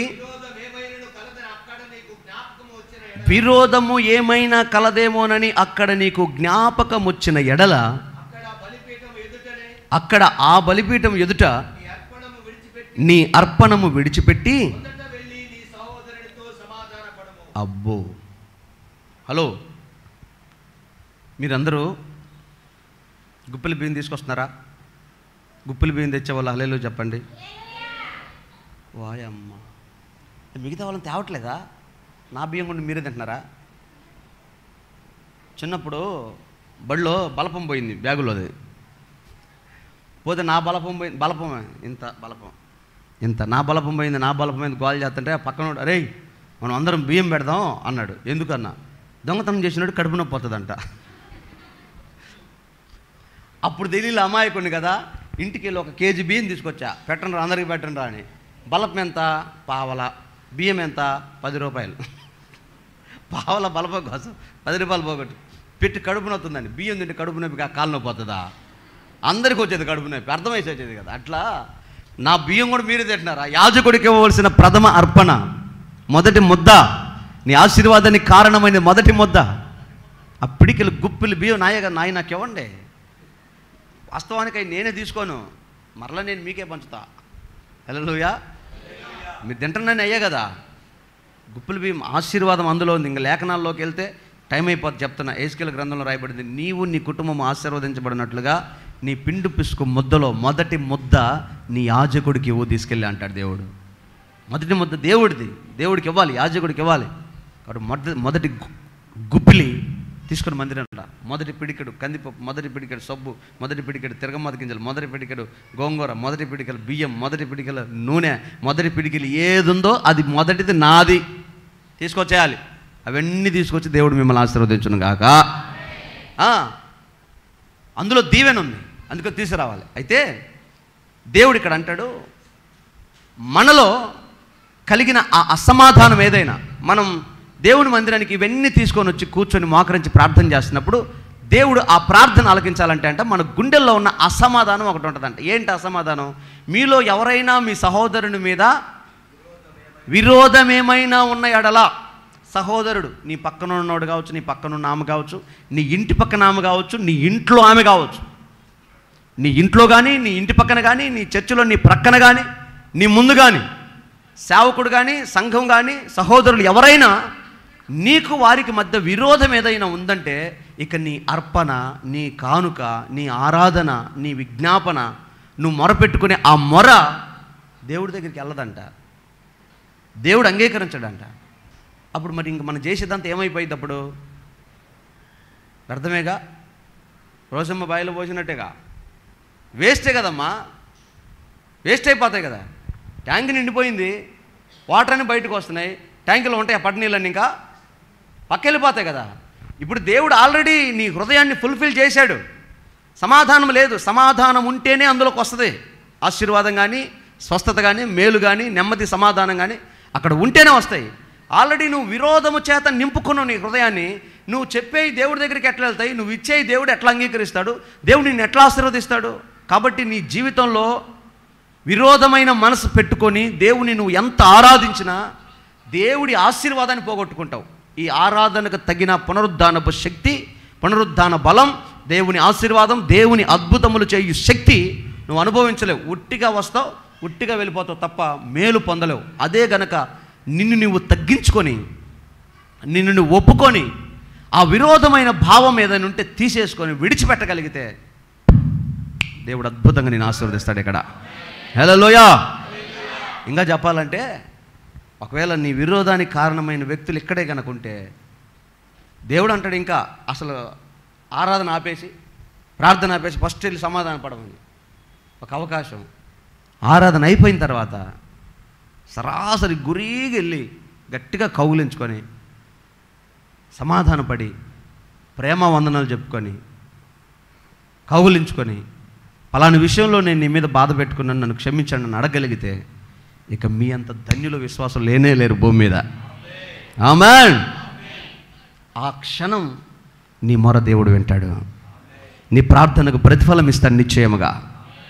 అది లేకుండా ఇక మనం ఈ జబర్దస్త్ నటుల్లాగా స్కిట్కి ఒక వేషం వేసి, ఏమంటే ఆరాధనకు ఒక వేషం వేసి, ఫంక్షన్కి ఒక వేషం వేసి వస్తే నో యూస్, ఉపయోగం ఏముండదు. అయితే ఇక చేసిన దానికి ప్రతిఫలం ఇచ్చే దేవుడు కాబట్టి ఇక మరలా ఆయన అన్యాయస్తుడు అవుతాడు కాబట్టి నువ్వు చేసిన దానికి ప్రతిగా ఏదో ఒకటి చేయకపోతే అట్లా ఎంతో కొంత మేలు చేస్తాడు తప్ప ఆయన ఊహించినంత ఆశీర్వాదం నీకు ఇవ్వలేడు. జాగ్రత్త వినండి ఈ మాటలో. ఆయన నిన్ను ఎంతో ఆశీర్వదించాలనుకున్నాడు, ఆ ఆశీర్వాదంలోకి నువ్వు రాలేవు. కారణం ఏంటంటే నీలో ఉన్న విరోధమైన మనసు, అసమాధానానికి కారణమైన మనసు అది నీలో ఉంది. అసలు నువ్వు సమాధానపరిచే వ్యక్తివి కావాలని దేవుడు కోరుకుంటే ఇంకా నీకే సమాధానం లేకపోతే ఎట్లా, నువ్వే సమాధానం లేకపోతే ఎట్లా? ఈరోజు మన మందిరంలో చాలామంది భార్య భర్తలు ఉన్నారు, వాళ్ళిద్దరి మధ్య సమాధానం లేదు. పాపం కొన్ని సంవత్సరాల నుంచి నటిస్తూ ఉన్నారు భార్య భర్తలుగా, ఒకే ఇంట్లో ఉండి నటిస్తున్నారు, ఒకే మంచం మీద నటిస్తున్నారు, ఒకే ఊర్లో నటిస్తున్నారు, ఒకే సంఘంలో నటిస్తున్నారు. సమాధానం లేదు వాళ్ళిద్దరి మధ్య. దేనికి ఇంకా ఆ బ్రతుకు ఎందుకోసం? తల్లిదండ్రులకు పిల్లలకి సమాధానం ఉండదు, పెద్దోళ్ళకి మనకి సమాధానం ఉండదు. దేవుణ్ణి నమ్ముకొని క్రైస్తవులం అయ్యుండి సమాధానకరమైన జీవితాలు లేకపోతే ఇంకా భక్తి చేయడం ఎందుకో? కొంచెం క్షమించుకుంటే పోద్ది కదా, కొంచెం ప్రేమిస్తే పోద్ది కదా. మీ సమాధానానికి కారణాలు ఇదేనండి, మీ అసమాధానానికి కారణం ఇదే. నీ భర్త విషయంలో నీకు కోపం ఉంది, నువ్వు అతన్ని ప్రేమించడం మొదలుపెట్టావనుకో ఆ కోపానికి కారణమైన పరిస్థితిని క్షమిస్తావు. పాన్లే మా ఆయనే కదా అనుకుంటావు. మీ భార్య విషయంలో మీకు ఏమైనా అసమాధానం ఉందనుకో, దానికి కారణం నువ్వు ప్రేమ సమృద్ధిగా నీ భార్య మీద కుమ్మరించావు అనుకో, ఆ పొరపాటుకి కారణం ఇదే కదా అని క్షమిస్తావు. దేవుడు నిన్ను క్షమించలా? దేవుడు నిన్ను క్షమించలా? మరి నువ్వు నీ భార్యని నీ భర్తను క్షమించడానికి ఏమైంది? క్షమిస్తావు. ప్రేమ లేకపోతే క్షమాపణ ఉండదు, ప్రేమ ఉంటే క్షమాపణ ఉంటుంది. ఈ ప్రేమలో, ఈ క్షమాపణలో సమాధానం పుడుతుంది. ఆమేన్. లేకపోతే సమాధానం ఉండదు. విభేదములు, అభ్యంతరములు రాక వస్తాయి, తప్పకుండా వస్తాయి. కానీ సమాధానం అనే బంధము చేత మనము ముందుకు కొనసాగాలి. కానీ అభ్యంతరాలు ఏర్పాటు చేసుకొని ఆటంకపరుచుకొని మనల్ని మనమే గాయపరుచుకొని వెళ్ళకూడదండి. సమాధాన పరిచే వారంగా మనం ఉండాలి. ఖచ్చితంగా బంధాలు సెట్ అయిపోతాయి ఇస్తున్నామాలో. ఆ మధ్య నేను ఒక చిన్న సంఘటన విన్నాను. ఇద్దరు అన్నదమ్ములు, వారిద్దరి మధ్య విభేదమైన మనసు వచ్చిందండి. ఇక ఇద్దరు కొట్టుకునే దాకా వచ్చింది. ఇక లేదు, నీ మొఖం నేను చూడకూడదు, నా మొఖం నువ్వు చూడకూడదని జేసీబీ తీసుకొచ్చి ఇంటి మధ్యలో పెద్ద గుంట తీశాడంట. గుంట తీసి ఏ నుంచి ఆడదాకా ప్రహరీ గోడ కట్టేసి ఇక ఆ ఇంటి ముఖం నేను చూడకూడదు, ఇంటి ముఖం నేను చూడకూడదు. రోజు పొద్దున్నే ఇంట్లో నుంచి బయటకు వచ్చి వరండాలో కలుసుకునే బ్రదర్సు గుంట తీపిచ్చేసి గోడ కట్టాలని ప్లాన్ చేశాడు. పెద్ద గుంట తీసి ఆయన చెప్పాడు, మేస్త్రికి చెప్పాడంట, పిల్లర్ వేసి గోడ కట్టేసి అసలు ఎప్పటికీ వాడు ముఖం నేను చూడకూడదు. సరే ఇద్దరు పనికి వెళ్ళారు. ఈయనేం చేశాడు, శుభ్రంగా ఆ గుంతను బూట్ చేసి ఈ రాళ్ళు కాంక్రీట్ మొత్తం తెచ్చి నీట్గా పేర్చి సదరంగా సమానంగా సెట్ చేశాడంట ఆ బండల మొత్తాన్ని. ముందు తమ్ముడు వచ్చాడు. తమ్ముడు వచ్చా అది చూశాడు. వీడు నిన్న కదా గుంట తీసింది, గోడ కట్టాలన్నాడు కదా, మళ్ళీ బ్రిడ్జి కట్టాడేంది, మా అన్నకి నా మీద ప్రేమ ఉన్నట్టు ఉంది, అందుకే వీడు గోడ కట్టలేకపోయాడు, అయ్యో నేనే మా అన్నను అపార్థం చేసుకున్నాను, క్షమించాలా, రాగానే క్షమాపణ అడగాలని లోపలికి వెళ్ళాడు. ఈలోపు అన్న వచ్చాడు. నేను గోడ కట్టమన్నా కదా, పాప నా తమ్ముడు అడ్డుపడ్డట్టున్నాడు, మా అన్నను చూడకుండా ఉండలేకపోయినట్టున్నాడు, వాడు బ్రిడ్జి సమాంతరం చేశాడు, సదరి గుంత పూర్తి చేసి సమాధాన పడ్డట్టున్నాడు, అనవసరంగా నా తమ్ముడి మీద నేను కోపడ్డాను, నా తమ్ముడికి క్షమాపణని వీడు లోపలికి వెళ్ళాడు. ఇద్దరు రెడీ అయ్యి బయటకు వచ్చి ఇద్దరు కగులించుకొని సారీ తమ్ముడు అంటే సారీ అన్న. చప్పట్లు కొట్టబుద్ది కాల.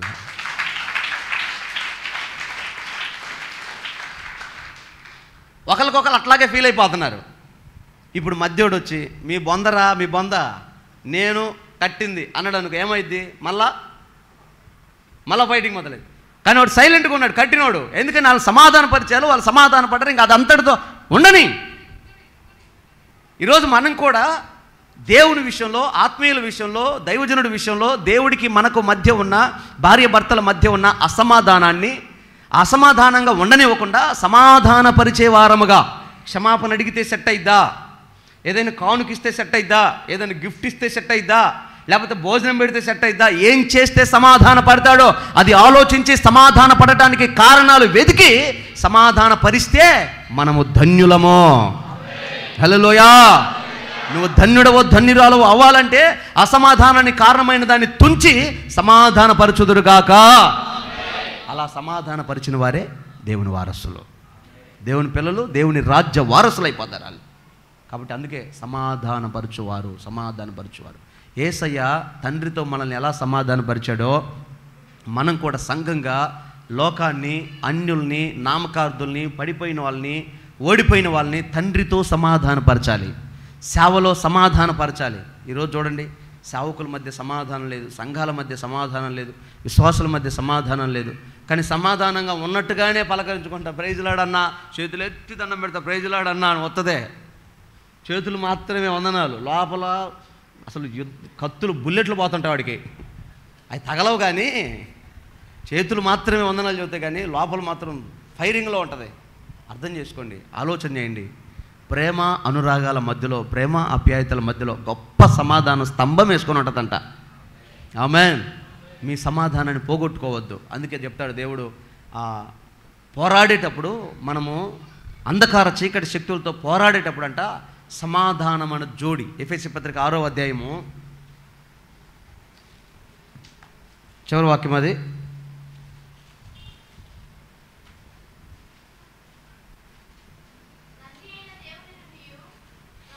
15వ వచనం చదువమ్మా, 15వ వచనం చదువు. సమాధాన పాదములకు సమాధాన సువార్త వలనైన సిద్ధ మనసు అనే జోడు తొడుగుకొని నిలబడుడి. ఎందుకని నిలబడాలి? పైన ఉంటుంది చూడండి, మనం పోరాడున్నది ఏలయనగా మనము పోరాడున్నది శరీరాలతో కాదు కానీ ప్రధానులతోనూ అధికారులతోనూ అంధకార సంబంధమైన లోకనాథులతో మన పోరాటం. చాలు, ఆ పోరాటంలోకి మనం వెళ్తున్నాం కనుక ఈ పోరాడేటప్పుడు సిద్ధ మనసు అనే సమాధాన జోడి మనకు ఉండాలి. అంటే ఏ ఒక్కరితో కూడా విభేదించే మనసు మనకు ఉండకూడదు. అందరితో సఖ్యమైతే అందరితో సమాధానంగా ఉండమంటాడు దైవజనుడు. సమాధానంగా ఉండడానికి ప్రయత్నం చేయండి అంటాడు దైవజనుడు. ప్రయత్నం చేయాలి. ఏం చేస్తే సమాధాన పడతాం అది చేయాలి. ఖర్చు అవని, నష్టం అవని, మనకి అవమానం రాని, సమాధానమే ₹1,00,00,000. నీ అవమానం కంటే, నీ అవసరత కంటే సమాధానం గొప్పది. అందుకు మొదట సమాధానం సంపాదించుకోవాలి. లోకం కోసం, అన్యుల కోసం, మనుషుల కోసం నువ్వు దేవుని సమాధానాన్ని పోగొట్టుకుంటే రేపు దేవుని ఎదుట ఎలా నిలబడతావు? రేపు పొద్దున ఆయన అంటాడు, నా సమాధానాన్ని, నా శాంతిని మీకు ఇచ్చి వెళ్తున్నాను అన్నాడు. ఆయన ఇచ్చిన దాన్ని కాపాడాలి కదా. 10 వెండి నాణేలు ఇచ్చారు స్త్రీకి. ఆమె 10 వెండి నాణేలు కాపాడుకుంటుంది. ఒక్కటి పోయిందంట. ఏమైంది? ఒక్కటి పోయింది. ఆమె ఒక్కటి పోయిందని బాధపడతా కూర్చుంది. ఒకటే కదా పోయింది, ఇంకా 9 ఉన్నాయి కదా, ఆనందపడలా, సంతోషం లేదు ఆమెకి. ఒక్క వెండి నాణ్యం కోసమే ఊడుస్తూ ఉంది, ఏడుస్తూ ఉంది, అందరికి చెప్తా ఉంది, అందరి మొఖాలు కనబడుతుంది. ఏందమ్మా ఈ ముఖం ఏలేసుకుని తిరుగుతున్నావు? అయ్యా వెండి నాణ్యం పోయింది. పోతే పోయింది, ఒకటే కదా, దాని విలువ ఎంత? వెండి నాణ్యం విలువ గురించి కదా మాట్లాడేది. యూదుల మత ఆచారం ప్రకారం ఎంగేజ్మెంట్ అయిన అమ్మాయి కంట 10 వెండి నాణేలో, 10 బంగారు నాణేలో, 10 ముత్యాలో, లేకపోతే వస్త్రాలో ఏయో ఇస్తాడు పెళ్లి కొడుకు. మరలా మ్యారేజ్ టయానికి ఏ అయితే ఇచ్చాడో అవన్నీ యాజ్ టీజ్గా అప్పచెప్పాలి. అప్పుడు ఆ అమ్మాయి యోగ్యురాలని ఆ అబ్బాయి పెళ్లి చేసుకుంటాడు. ఇప్పుడు అమ్మాయి 10 వెండి నాణాలు ఇచ్చాడు, ఒకటి పోయింది, ఇంక చేసుకుంటాడా? చేసుకోడు. అందుకని బాధ. 9 ఉన్నాయని కాదు, ఉన్న ఒక్కటి పోయింది, అది ఒక్కటే అడుగుతాడు, అదేది అంటాడు. అప్పుడు ఏం చెప్తుంది? పోగొట్టింది. ఇప్పుడు దేవుడు ఆయన సమాధానాన్ని మనకిచ్చాడు. ఇది ఆత్మఫలం. ఆయన సమాధానం మనకిచ్చాడు. ఇది మనం పోగొట్టుకొని తిరుగుతూ ఉన్నాం. ఎక్కడ పోయిందో కనీసం పోగొట్టుకుందని వెతుక్కుందామని కానీ, సంపాదించుకుందామని కానీ, సరే పోతే పోయింది, ఎక్కడైనా దొరికితే అవసరమైతే ఎంత వెల అయినా ఇచ్చి దాన్ని తెచ్చి కలుపుకుందామన్న ఆ తృష్ణ లేకపోతే, రేపు దేవుడు వచ్చినప్పుడు నా సమాధానం ఏదైనా అడిగితే మనం ఏం సమాధానం చెప్తాం? కాబట్టి సంఘానికి సమాధానం చాలా ప్రాముఖ్యం. సమాధానం లేకుండా మనం బ్రతకూడదు. అసలు సమాధానం లేకుండా వందనాలు ఎవరు చెప్పమన్నారు? సమాధానం లేకుండా నీళ్ళు ఎవరేమన్నారు? సమాధానం లేకుండా కుర్చీ ఎవరేమన్నారు? అసలు సమాధానం లేనప్పుడు లేనట్టుగానే ఉంది. నీకు నాకు కుదరదు, సెట్ కాదు, అసలు నీతో నాకు సమాధానం సెట్ కాదు, నువ్వో బయటికి పో అట్టనా చెప్పు. నీకు అంత దమ్ము లేదు, నటించమంటే దాన్న వందనాలన్నా, బాగున్నారన్నా, అక్కయ్య బాగుందన్న, పిల్లలు బాగున్నారన్న. అబ్బా, సమాధాన పడే సత్తా లేదు, కానీ నటన మాత్రం సమృద్ధిగా ఉంటుంది. భర్త విషయంలో, భార్య విషయంలో, సంఘం విషయంలో ఖచ్చితంగా ప్రతి విశ్వాసికి ఈ సమాధానం ఉండునుగాక. అది లేకపోతే ఇబ్బంది అయిపోద్ది, కష్టమైపోద్ది, పొరపాటు జరిగిద్ది. సమాధానం ఖచ్చితంగా ఉండాల్సిందే. ఎందుకంటే రేపు దేవుడు వచ్చినప్పుడు ఆయన ఎదుట మనం నిలబడడానికి మనకు కావాల్సింది సమాధానమే. కాబట్టి సమాధానం విషయంలో జాగ్రత్తగా ఉండండి. ఎందుకని ఈ మాట చెప్తున్నానంటే, గలతీయులకు రాసిన పత్రిక 5వ అధ్యాయము 21వ వచనంలో సమాధానం యొక్క ఆవశ్యకతను దైవజనుడు సంఘానికి తెలియచేస్తాడు. గలతీయులకు రాసిన పత్రిక 5వ అధ్యాయము 21వ వచనం.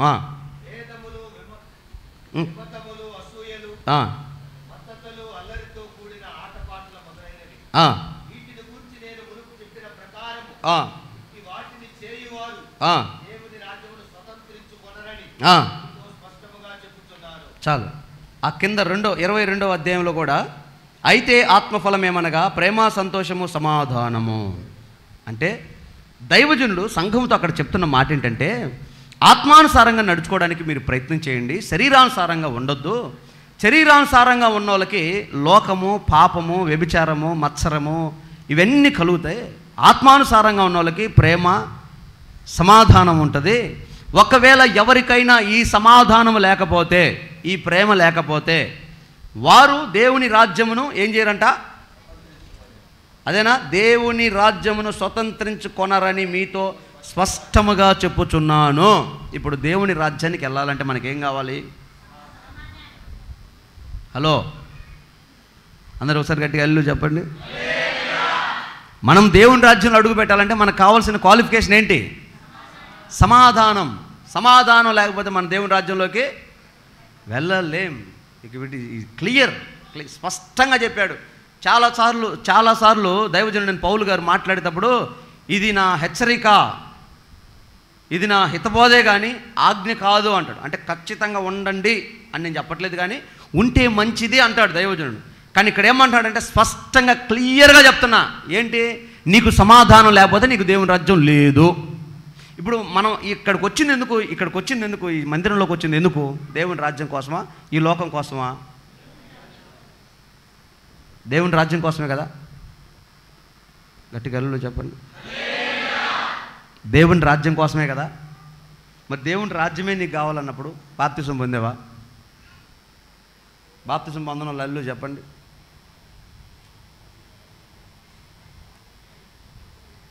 అందరూ పొందారా? బాప్తిసం పొందేవా? పొందలా. బాప్తిసం పొందేవా? పొందలా. మరి చెప్పడానికి ఏమైనా మోసం చేస్తున్నారు నన్ను. ఇంకెవర్రా? ఇప్పుడు దేవుని రాజ్యానికి వెళ్ళాలనుకున్నావు, దేవుడితో సమాధానం ఉండాలిగా. దేవుడితో సమాధానం పడటం అంటే ఎట్లా? ప్రభు దగ్గరికి వెళ్ళి కాయిన్ బాక్స్లో కొట్టి, హలో ప్రభువా, ఇంక నుంచి ఇంక నేనేమో నువ్వు చెప్పినట్టు ఎంటాలయ్యా, ఇంక నన్నేం చేయ అంటవా? సరే అనాలనుకో, ఎట్లా? దానికి రుజువేంటి? మీరు సమాధాన పడ్డారంటే రుజువేంది? బాప్తిస్మే కదా. దేవుడితో నేను సమాధాన పడ్డాను అనడానికి ఆధారం బాప్తిస్మం.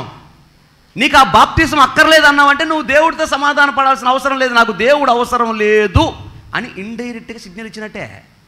హలో, ఇండైరెక్ట్గా దేవుడితో చెప్తా, అసలు నీ బాప్తిస్మం ఎవడికి కాలయా, నువ్వు నీ బాప్తిస్మం నాకు అవసరం లేదు అన్నట్టే.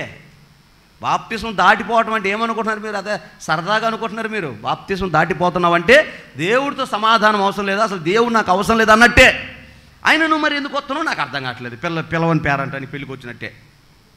నిజం చెప్పాలంటే బాప్తిస్మంలో చర్చికి రావటం పిలవని పేరంట అని రావటమే. ఈ జీవితం కొద్దిగా బాధగా ఉంటుంది కానీ వాస్తవం నిజం. బాప్తిస్మం లేనోళ్ళు దేవుని మందిరానికి వచ్చి ఇక్కడ దేవుడు నిన్ను ఆశీర్వదించడానికి, ఆయుష్కాలం ఇవ్వడానికి, ఆరోగ్యం ఇవ్వడానికి, ఆయన రాజ్యానికి అనుమతి ఇవ్వడానికి, ఆయనకు కావాల్సిన ఉపదేశం అంతా నీకు బోధిస్తుంటే నువ్వు బాప్తిస్మంతో సమాధాన పడితే నీకు ఎక్కుతుంది. సరే, నీ మైండ్కి ఎక్కకపోయినా, నీ హృదయానికి ఎక్కకపోయినా అసలు ఆ స్పిరిట్ నేను ఆవరిస్తుంది. ఎందుకంటే ఆల్రెడీ నువ్వు బాప్తిస్మం అనే కార్యము ద్వారా దేవుని అంగీకరించున్నావు కనుక దేవునికి కనెక్ట్ అయిపోతాడు ఆటోమేటిక్గా. అసలు నువ్వు బాప్తిస్మమే లేకపోతే మొట్టమొదట దేవుడితోనే సమాధానం లేదు. దేవుడితో నీకు సమాధానం లేకపోతే నాతో నీకేం సమాధానం ఉంటుంది? నాతో నీకు సమాధానం లేకపోతే మీ నాన్నతో ఏముంటుంది, మీ అమ్మతో ఏముంటుంది, మీ ఆవిడతో ఏముంటుంది, ఏమంటే మీ భర్తతో ఏం సమాధానం ఉంటుంది? ఉంటుంది అనుకోవడం నీ భ్రమ. ఉండదు. మైండ్లో వేరే సమాధానం ఉంటుంది, లోకమైన సమాధానం ఉంటుంది, లోక సంబంధమైన సమాధానం ఉంటుంది, వేరేది ఉండదు. యజబేలు కళ్ళకు రంగులు వేసుకొని, సౌరం పెట్టుకొని, ఐబ్రోస్ తీసుకొని, లిప్స్టిక్ వేసుకొని నిలబడి చూస్తూ ఉంది కిటికీలో, నడుముల మీద చేతులు పెట్టుకొని. దైవజనుడు వస్తూ ఉన్నాడు, ఆత్మావేశం కలిగిన వాడే. పరిగెడతా ఉంది, రథం పరిగెడతా ఉంది. దూరం నుంచి చూసింది, సూపు బాగానే ఉంది, కాటుక పెట్టి బాగానే లైన్ చేసింది అద్దాలు లేకుండా. సో పంపింది, రే చాలా ఆవేశంగా వస్తున్నాడు కానీ దైవజనుడు సమాధానంగా ఉన్నాడో లేదు కనుక్కొని రాపో. ఈయన పరిగెత్తుకుంటూ రథం దగ్గరికి వెళ్తున్నాడు, ఎదురుకు వెళ్తున్నాడు. ఆపండి అని ఏంటన్నాడు? అయ్యా సమాధానంగా ఉన్నావా అంటే, నా సమాధానంతో నీకేం పనిరా, నీకు అసలు బాప్తిస్మం లేదు, మారు మనసు లేదు, సైతాన్ పక్కకు అన్నాడు. అంతే అన్నాడు, ఈడ్చుకొట్టాడు. అమ్మా సమాధానం లేదంట, వస్తాడమ్మా, సచ్చావమ్మా. వెళ్ళటమే పట్టుకొని లాగి కొడితే యెజబెల్ పైనుంచి కిందకి పడి పీస్ అయిపోయింది. ఆయన రథానికి కట్టిన గుర్రాలు తొక్కితే ఆమె మాంసం పీస్ అయిపోయింది. సమాధానం లేని వాళ్ళ పరిస్థితి. సమాధానం యొక్క ఆవశ్యకత అది. సమాధానం పడాలి. నువ్వు ఇంకా ఎవరితో సమాధానంగా ఉంటావు? నువ్వు దేవుడితో సమాధానం లేకుండా, ఇంట్లో వాళ్ళతో సమాధానం లేకుండా, కుటుంబంతో, సంఘంతో సమాధానం లేకుండా ఎవరితో సమాధానంగా ఉంటావు? దేనికోసం నీ ఆశ, నీ ఆస్తి, నీ ఉద్యోగం, నీ వ్యాపారం, నీకు కలిగినవన్నీ ఎందుకు? మనిషికి ప్రశ్న రావాలి, మధ్యలో ఈ ప్రశ్న మెదలాలి, సమాధాన పడాలి, సఖ్యత కలగాలి. మీ ఇద్దరి మధ్య, కుటుంబం మధ్య, బంధువుల మధ్య, స్నేహితుల మధ్య సమాధానం పడాలి. ఏం చేస్తే సమాధానం మెరుగవుతుందో పోరాడాలి, సంపాదించుకోవాలి, సాధించుకోవాలి. ఎట్లాగైనా అవసరమైతే క్షమించమని అడుగు, లేకపోతే బెదిరి దవడబెట్టి కోరతాను. పనికి మళ్ళీ నన్ను పొద్దుకు లేని గొడవ, ఏం కావాలి చెప్పు, అడుగు, సమాధాన పడండి, సఖ్యంగా ఉండండి, తప్పేముందండి? సమాధాన పడి ఇక నచ్చితే రాసుకొని పూసుకొని తిరుగు, నచ్చకపోతే ఆయన నీ దావ నీది. కానీ నీ సమాధానం మాత్రం పోగొట్టుకోకూడదు. సమాధానం మాత్రం విడిచిపోకూడదు.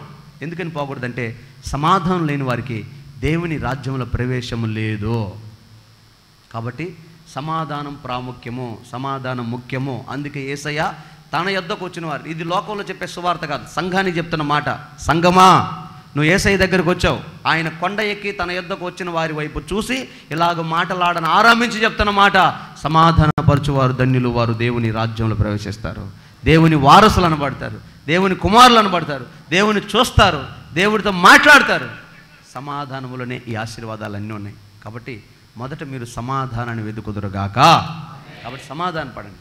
మరలా చెప్తున్నా, ఆరాధన అయిపోయిన తర్వాత మరలా ఇంటికి వెళ్ళిపోయి మరలా రొటీన్ లైఫ్ ఆలోచించేయమాకండి. జీవితం చాలా చిన్నది. ఏ దినమున ఏమి సంభవిస్తుందో తెలియదు. మన ఆయుష్కాలం ఇంకా చిన్నది. ఎప్పుడు ప్రభు పిలుస్తాడో తెలియదు.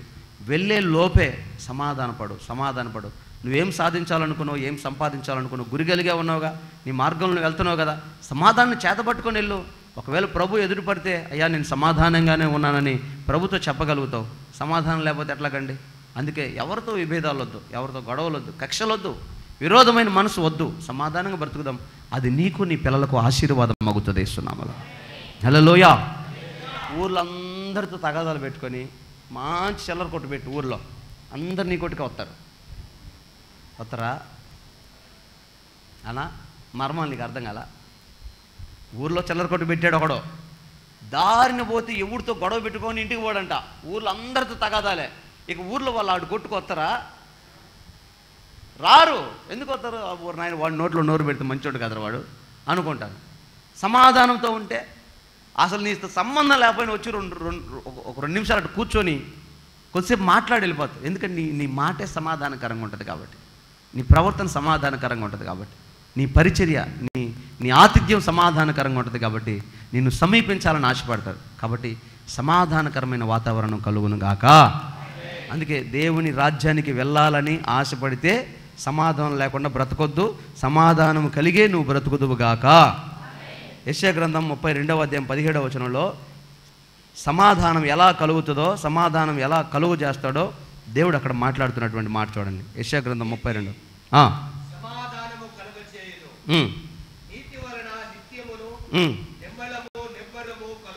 చాలండి. సమాధానం దేని వలన కలుగుతుందంట? నీతి వలన కలుగుతుంది. నీతిమంతుడైతే, నీతిమంతురాలైతే నెమ్మదిగా సమాధానంగా బతుకుతాడు. అబద్ధికుడైతే, పాప అయితే, వ్యభిచారైతే, దొంగ అయితే, బానిస బ్రతుకైతే సమాధానం ఎట్లా ఉంటుంది? సమాధానం ఉండదు. ఎప్పుడు భయం భయం భయం భయం, దేనికి ఒకదానికి భయపడతానే ఉంటారు. కారణం ఏంటంటే సమాధానం ఉండదు. సమాధానం లేక ఇక లోకమంతా సంచరిస్తూ ఉంటారు. ఏంట్రా ఈ జీవితం, ఏంద్రీ బతుకండి, ఏందో భయంగా ఉంటుందన్న, భయపడతా ఉంటుందన్న. ఈ భయం ఎందుకు వస్తుందో? పాపం వలన వస్తుంది. పాపానికి వచ్చే జీతం మరణం. ఆ మరణానే భయం.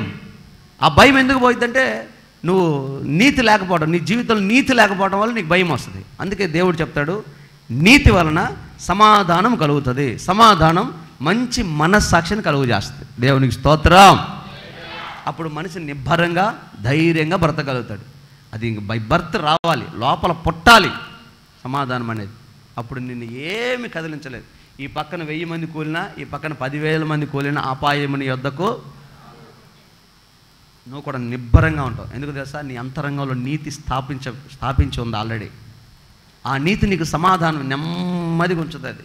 ఏం నువ్వు ఎగిసి పడవు, మొత్తం లోకమంతా పోయినా ధైర్యంగా ఉంటాం. కారణం ఏంటంటే మనలో నీతి స్థాపించబడింది చేస్తున్నాము. ఆమేన్. దైవజనుడు దావీదు సౌలుకు మధ్య ఎప్పుడు విభేదమే, గొడవ, కొట్లాట. కానీ సౌలు పలుమార్లు దావీదు మీద విరుచుకుపడ్డాడు. దావీదు ఏ అన్యాయం చేయాల, ఏ తప్పు చేయాల. కానీ సౌలు దావీదును చంపాలన్నాడు, గాయపరచాలనుకున్నాడు, నష్టం చేయాలనుకున్నాడు. కానీ దావీదు ఏం చేశాడు? సమాధానమే పడుతున్నాడు సౌలుతో సమాధానమే మాట్లాడుతున్నాడు, సమాధానమే ప్రవర్తన చేస్తున్నాడు. చిన్న లాజిక్. మనం కూడా మన జీవితంలో ఇప్పుడు మనలో కొంతమంది ఎడనోళ్ళందరూ సమాధానకర్తలు నేను అన్నగాని, కొంతమందికి చర్చి దాటగానే ఇంకొక స్పిరిట్ వస్తుంటుంది. అది గేట్ కార్డు ఉంటుంది. అది నువ్వు లోపలికి పోయినప్పుడు నేనే ఉంటానంటుంది. అది లోపలికి రాదు.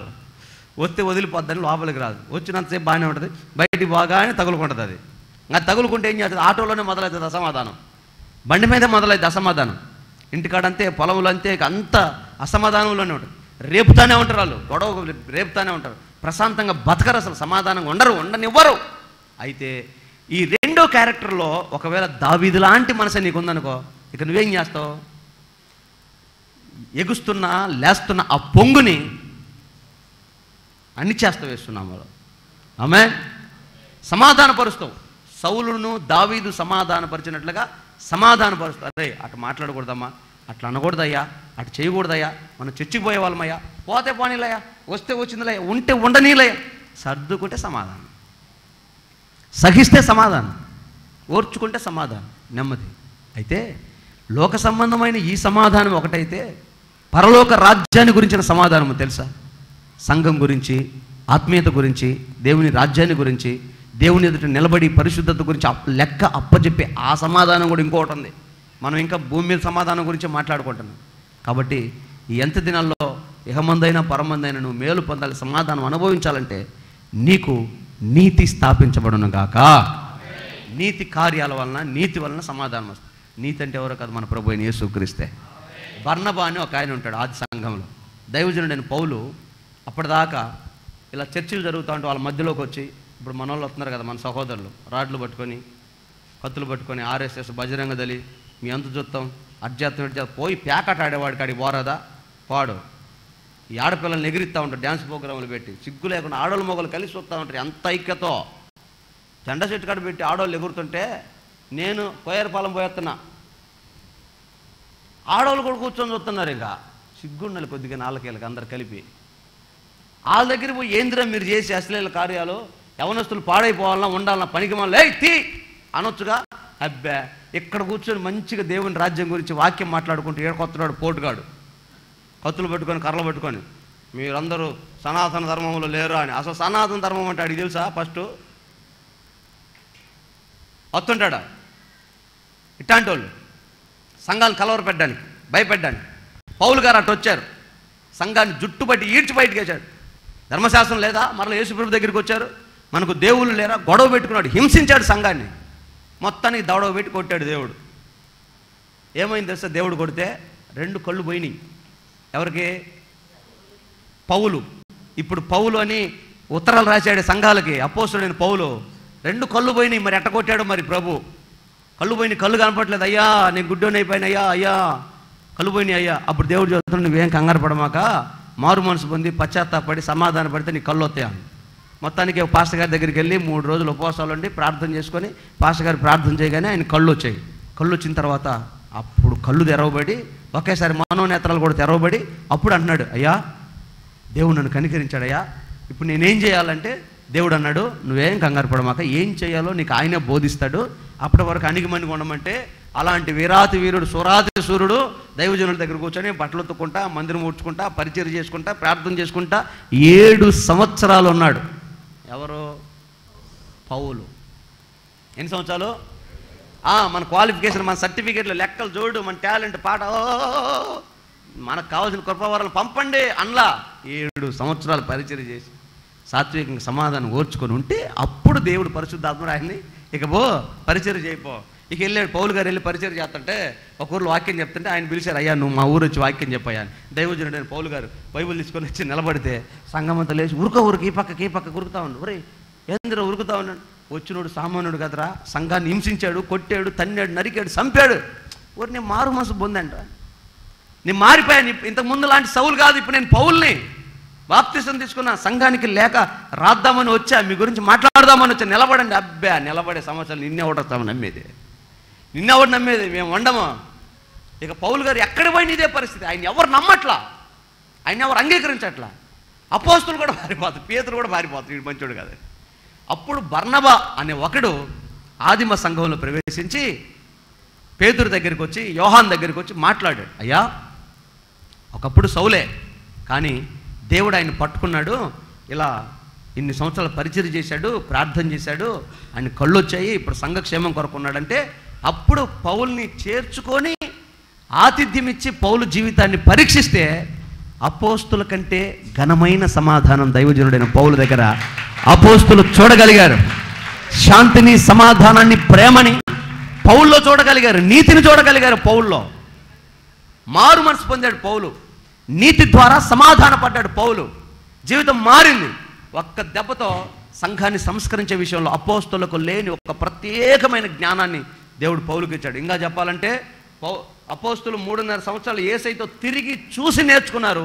దైవజనుడైన పౌలు శరీరాన్ని భూమి మీద వదిలి ఆత్మలో పరలోకానికి వెళ్ళి, ఇది కొంచెం సైంటిఫిక్గా అనిపిస్తుంది, కొంచెం దాన్ని ఏమంటారంటే ఇక లాజిక్ మించి ఉంటుంది ఇప్పుడు చెప్పే మాట, కానీ ఇది వాస్తవం. ఏంటది? ఈ అపోస్తులు యేసయ్యతో పాటు తిరిగి అద్భుతాలు చేశారు, స్వస్థతలు చూశారు, తిన్నారు, నేర్చుకున్నారు. కానీ దైవజనుడైన పౌలు శరీరాన్ని భూమి మీద వదిలి ఆత్మలో పరలోకం వెళ్ళి ప్రభు దగ్గరికి వెళ్ళి రాసుకున్నాడు మొత్తం. ప్రభు చదువుతున్నాడంట పౌలుతో, పౌలా సంఘానికి మాటలు చెప్పు, సంఘాన్ని ఇట్లా తీర్చిదిద్దు, సంఘాన్ని ఇట్లా గద్దించు, హెచ్చరించు, బాగు చేయి, ఈ మాటలు చెప్పమని చెబితే దైవజనుడైన పౌలు యేసయ్య చెప్పిన ఆ మాటలన్నీ విని మరలా శరీరంలోకి వస్తాడు. శరీరంలోకి వచ్చి సంఘంలోకి వస్తాడు. ఇక సంఘంతో మాట్లాడతాడు, అయ్యా నువ్వేమన్నా అపోస్తుల కంటే గొప్పడు అంటే, ఒరే పిచ్చోడా, అపోస్తులు 3.5 సంవత్సరాలు దేవుడితో ఉన్నారు, నేను ప్రభువుని నమ్ముకున్న నాటి నుంచి ప్రభుతో సహవాసం చేశాను, ఆయనతో మాట్లాడాను, ఆయన తాకాను, ఆయన చూశాను, ఆయన చెప్పింది విని మీతో చెప్తున్నాను, అపోస్తులకు మించిన జ్ఞానం నా దగ్గర ఉంది అన్నాడు. అంతే. ఎంత ధైర్యం అసలు! ఎలా వచ్చింది పౌలా నీకు? దేవుడితో సమాధానం, దేవుడితో కనెక్ట్ అయిపోయాను. ఒక్క విషయంలో కూడా దేవుడికి విరోధంగా అసలు వెతికితే పౌలు జీవితంలో దేవుడికి కనపడదు. అలాంటి క్యారెక్టర్ పౌలుది. ఏం కోరుకున్నాడంటే సమాధానము. సమాధానము పౌలు వలన అసమాధాన పడే పరిస్థితులు రానివ్వలేదు. ఆ పౌలు సంఘంతో సమాధాన పడ్డానికి కారణం బర్నబా. అంటే బర్నబా సంఘాన్ని, పౌల్ని సమాధానపరిచాడు. దావీదు సౌలుకి, తన రాజ్యానికి సమాధానానికి కారణమయ్యాడు. కనుక ఈ విషయాలు మన జీవితంలో కూడా నెరవేరాలి. మనం కూడా ఇలా ఉండాలి. ఎవరైనా ఇద్దరు విశ్వాసులు అసమాధానంగా ఉన్నారా, మూడో వ్యక్తి నువ్వు వెళ్ళి వాడంతే, వాడు మంచివాడు కాదు, ఫస్ట్ నుంచి పాస్టర్గా చెబుతానే ఉన్నాడు, వాడు దుర్మార్గుడే, పొల్ల పెట్టకూడదు. ఇద్దరి మధ్య విభేదం వచ్చిందంటే మరలా ప్రేమ అనే వాక్యము చేత ఇద్దరిని కట్టాలి, కలపాలి, సమాధానపరచాలి, సంఘంలో సఖ్యత కలుగు చేయాలి. ఉంటాడు ఒక్కొక్కటి దయ్యం పట్టినోడు ఉంటాడు, పెద్ద పెద్ద సేవకులకే పడుతుంది దయ్యాలు. విశ్వాసులు పడ్డానికి ఏమైంది? పడుతుంది. ఒక్కొక్క దయ్యం బట్టి రేగుతూ ఉంటారు. ఆ పొంగును అణుస్తూ ఉండాలి. తొందరపడద్దు, ఆవేశపడద్దు, సమాధానపరచాలి. చివరికి ఒక్క మాట చదువు నేను ముగిస్తున్నా. కీర్తనల గ్రంథం 34వ అధ్యాయం 18వ వచనంలో దైవజనుడైన పౌలు ఓ మంచి మాట చెప్తారు.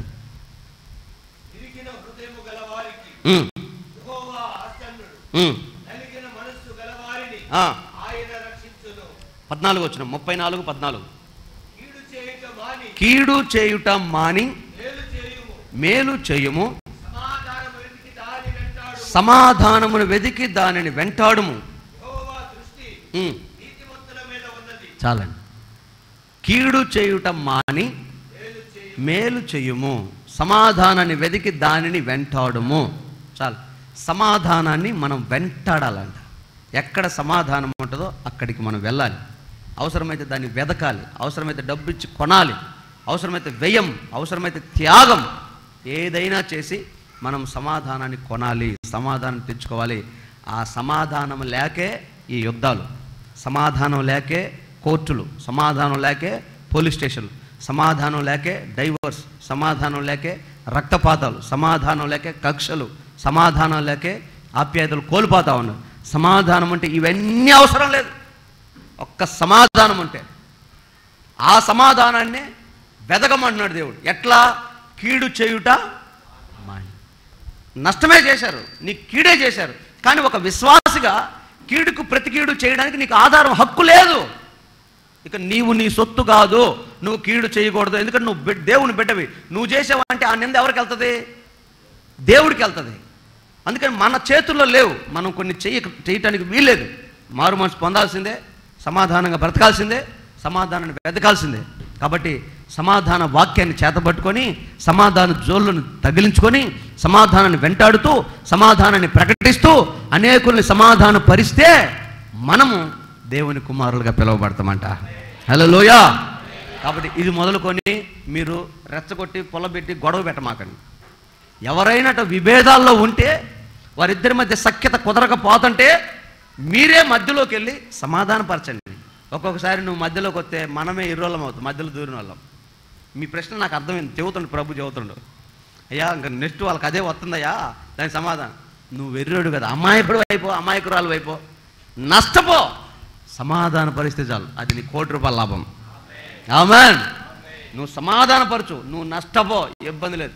దేవుడు నీకు తగిన ఆశీర్వాదం ఇస్తాడు, మేలు చేస్తాడు, నీ పిల్లల్ని కడతాడు, నీ కుటుంబాన్ని కడతాడు, బాగు చేస్తాడు. స్వర్గం పరలోకంలో కాదండి, భూమి మీద చూస్తా మన సమాధానంగా ఉండగలిగితే. హల్లెలూయా.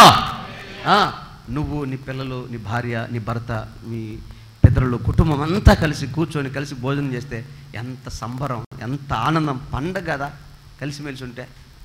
ఒక్కళ్ళు మిస్ అవుతే ఫ్యామిలీలో బాధగా ఉండదా? కానీ ఇప్పుడేంటో దరిద్రం, దగ్గరుండి పంపిస్తాను బయటికి, పండ్రా మొత్తం వెళ్ళిపోండ్రా, మొత్తం వెళ్ళిపోండ్రా, ఒంటరిగా బతికి ఏం ఉద్ధరిస్తావు, ఏం చేస్తావు, ఏం మూట కట్టుకుంటావు, ఏం తీసుకుపోతావు?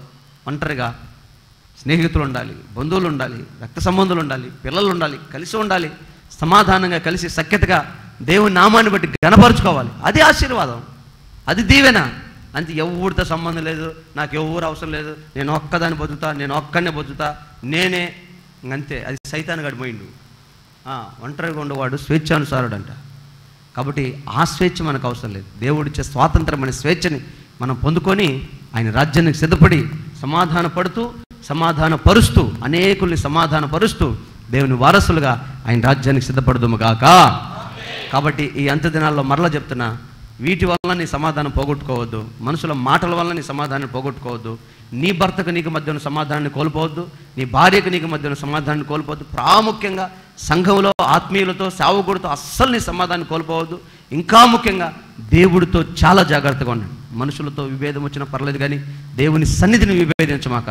మీ సమాధానం సఖ్యత దేవుని సన్నిధిలో ఎప్పుడూ స్థిరపరచుకోండి. నా యేసయ్య రాకడ ఆలస్యమైతే యెహోవాను పరమందున నిన్ను దీవించి ఆశీర్వదించి అనేక జనములకు ఆశీర్వాదకరంగా మార్చునుగాక. అందరి తలలు వంచి కళ్ళు మూసుకోనండి, ప్రార్థన చేసుకుందాం. రాత్రి ఈ మధ్యాహ్నం వేళ ప్రభు సన్నిధిలో సమాధానం కొరకు మీరు ఆశపడితే యేసయ్య వైపు మీ చేతులు చాపండి. సమాధానానికి కర్త అయిన దేవుడు, సమాధాన అధిపతి అయిన దేవుడు మన మధ్యలో ఉన్నారు. ఆయన నీ గుండెల్లో ఆయన నీతిని బట్టి సమాధానాన్ని స్థాపించబోతా ఉన్నారు. ప్రార్థన చేసుకుందాం. ప్రేమగల తండ్రి, పరిశుద్ధుడైన దేవా, మీకు వందనాలు అయ్యా. ఈ మధ్యాహ్నం వేళ మీరు మాతో మాట్లాడిన ప్రతి మాటకే మీకు స్తుతి చెల్లిస్తున్నాం ప్రభు. సమాధానపరచువారు ధన్యులని, వారు దేవుని వారసులని లేఖనంలో రాయబడిన మాటకే స్తుతి చెల్లిస్తున్నాం అయ్యా. మా గుండెల్లో అసమాధానాలకు కారణమైన ప్రతి పాపం, ప్రతి కీడు, ప్రతి దోషం యేసు నామములో తొలగిపోవునుగా. మీ నీతిని బట్టి సమాధానాన్ని స్థాపించండి. మీ వైపు చేతులెత్తి అయ్యా సమాధానంగా బ్రతకాలని, సమాధానం కావాలని ఆశపడిన వీరి హృదయం యేసు నామములో సమాధానంతో నింపబడునుగాక, సమాధానపరచబడుదురుగాక, సమాధానం వారి సరిహద్దులో ఉండునుగాక, అనేకుల్ని సమాధానంతో కట్టుదురుగాక. వారి నోట సమాధానం వచ్చండి, వారి గుండెలో సమాధానం, కుటుంబాల్లో సమాధానం వచ్చండి అయ్యా.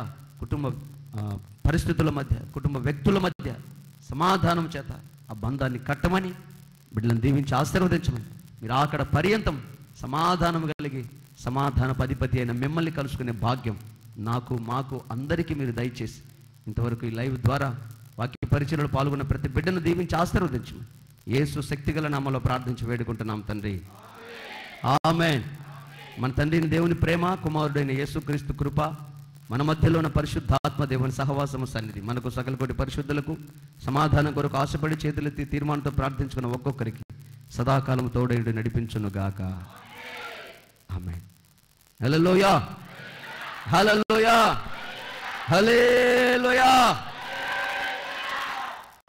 ఆమేన్. అందరికి వందనాలు, దేవునికి స్తోత్రాలు. ఈ ఆరాధన ఇంతటితో ముగించబడింది. గమనించండి, 13వ తారీఖు మంగళవారం.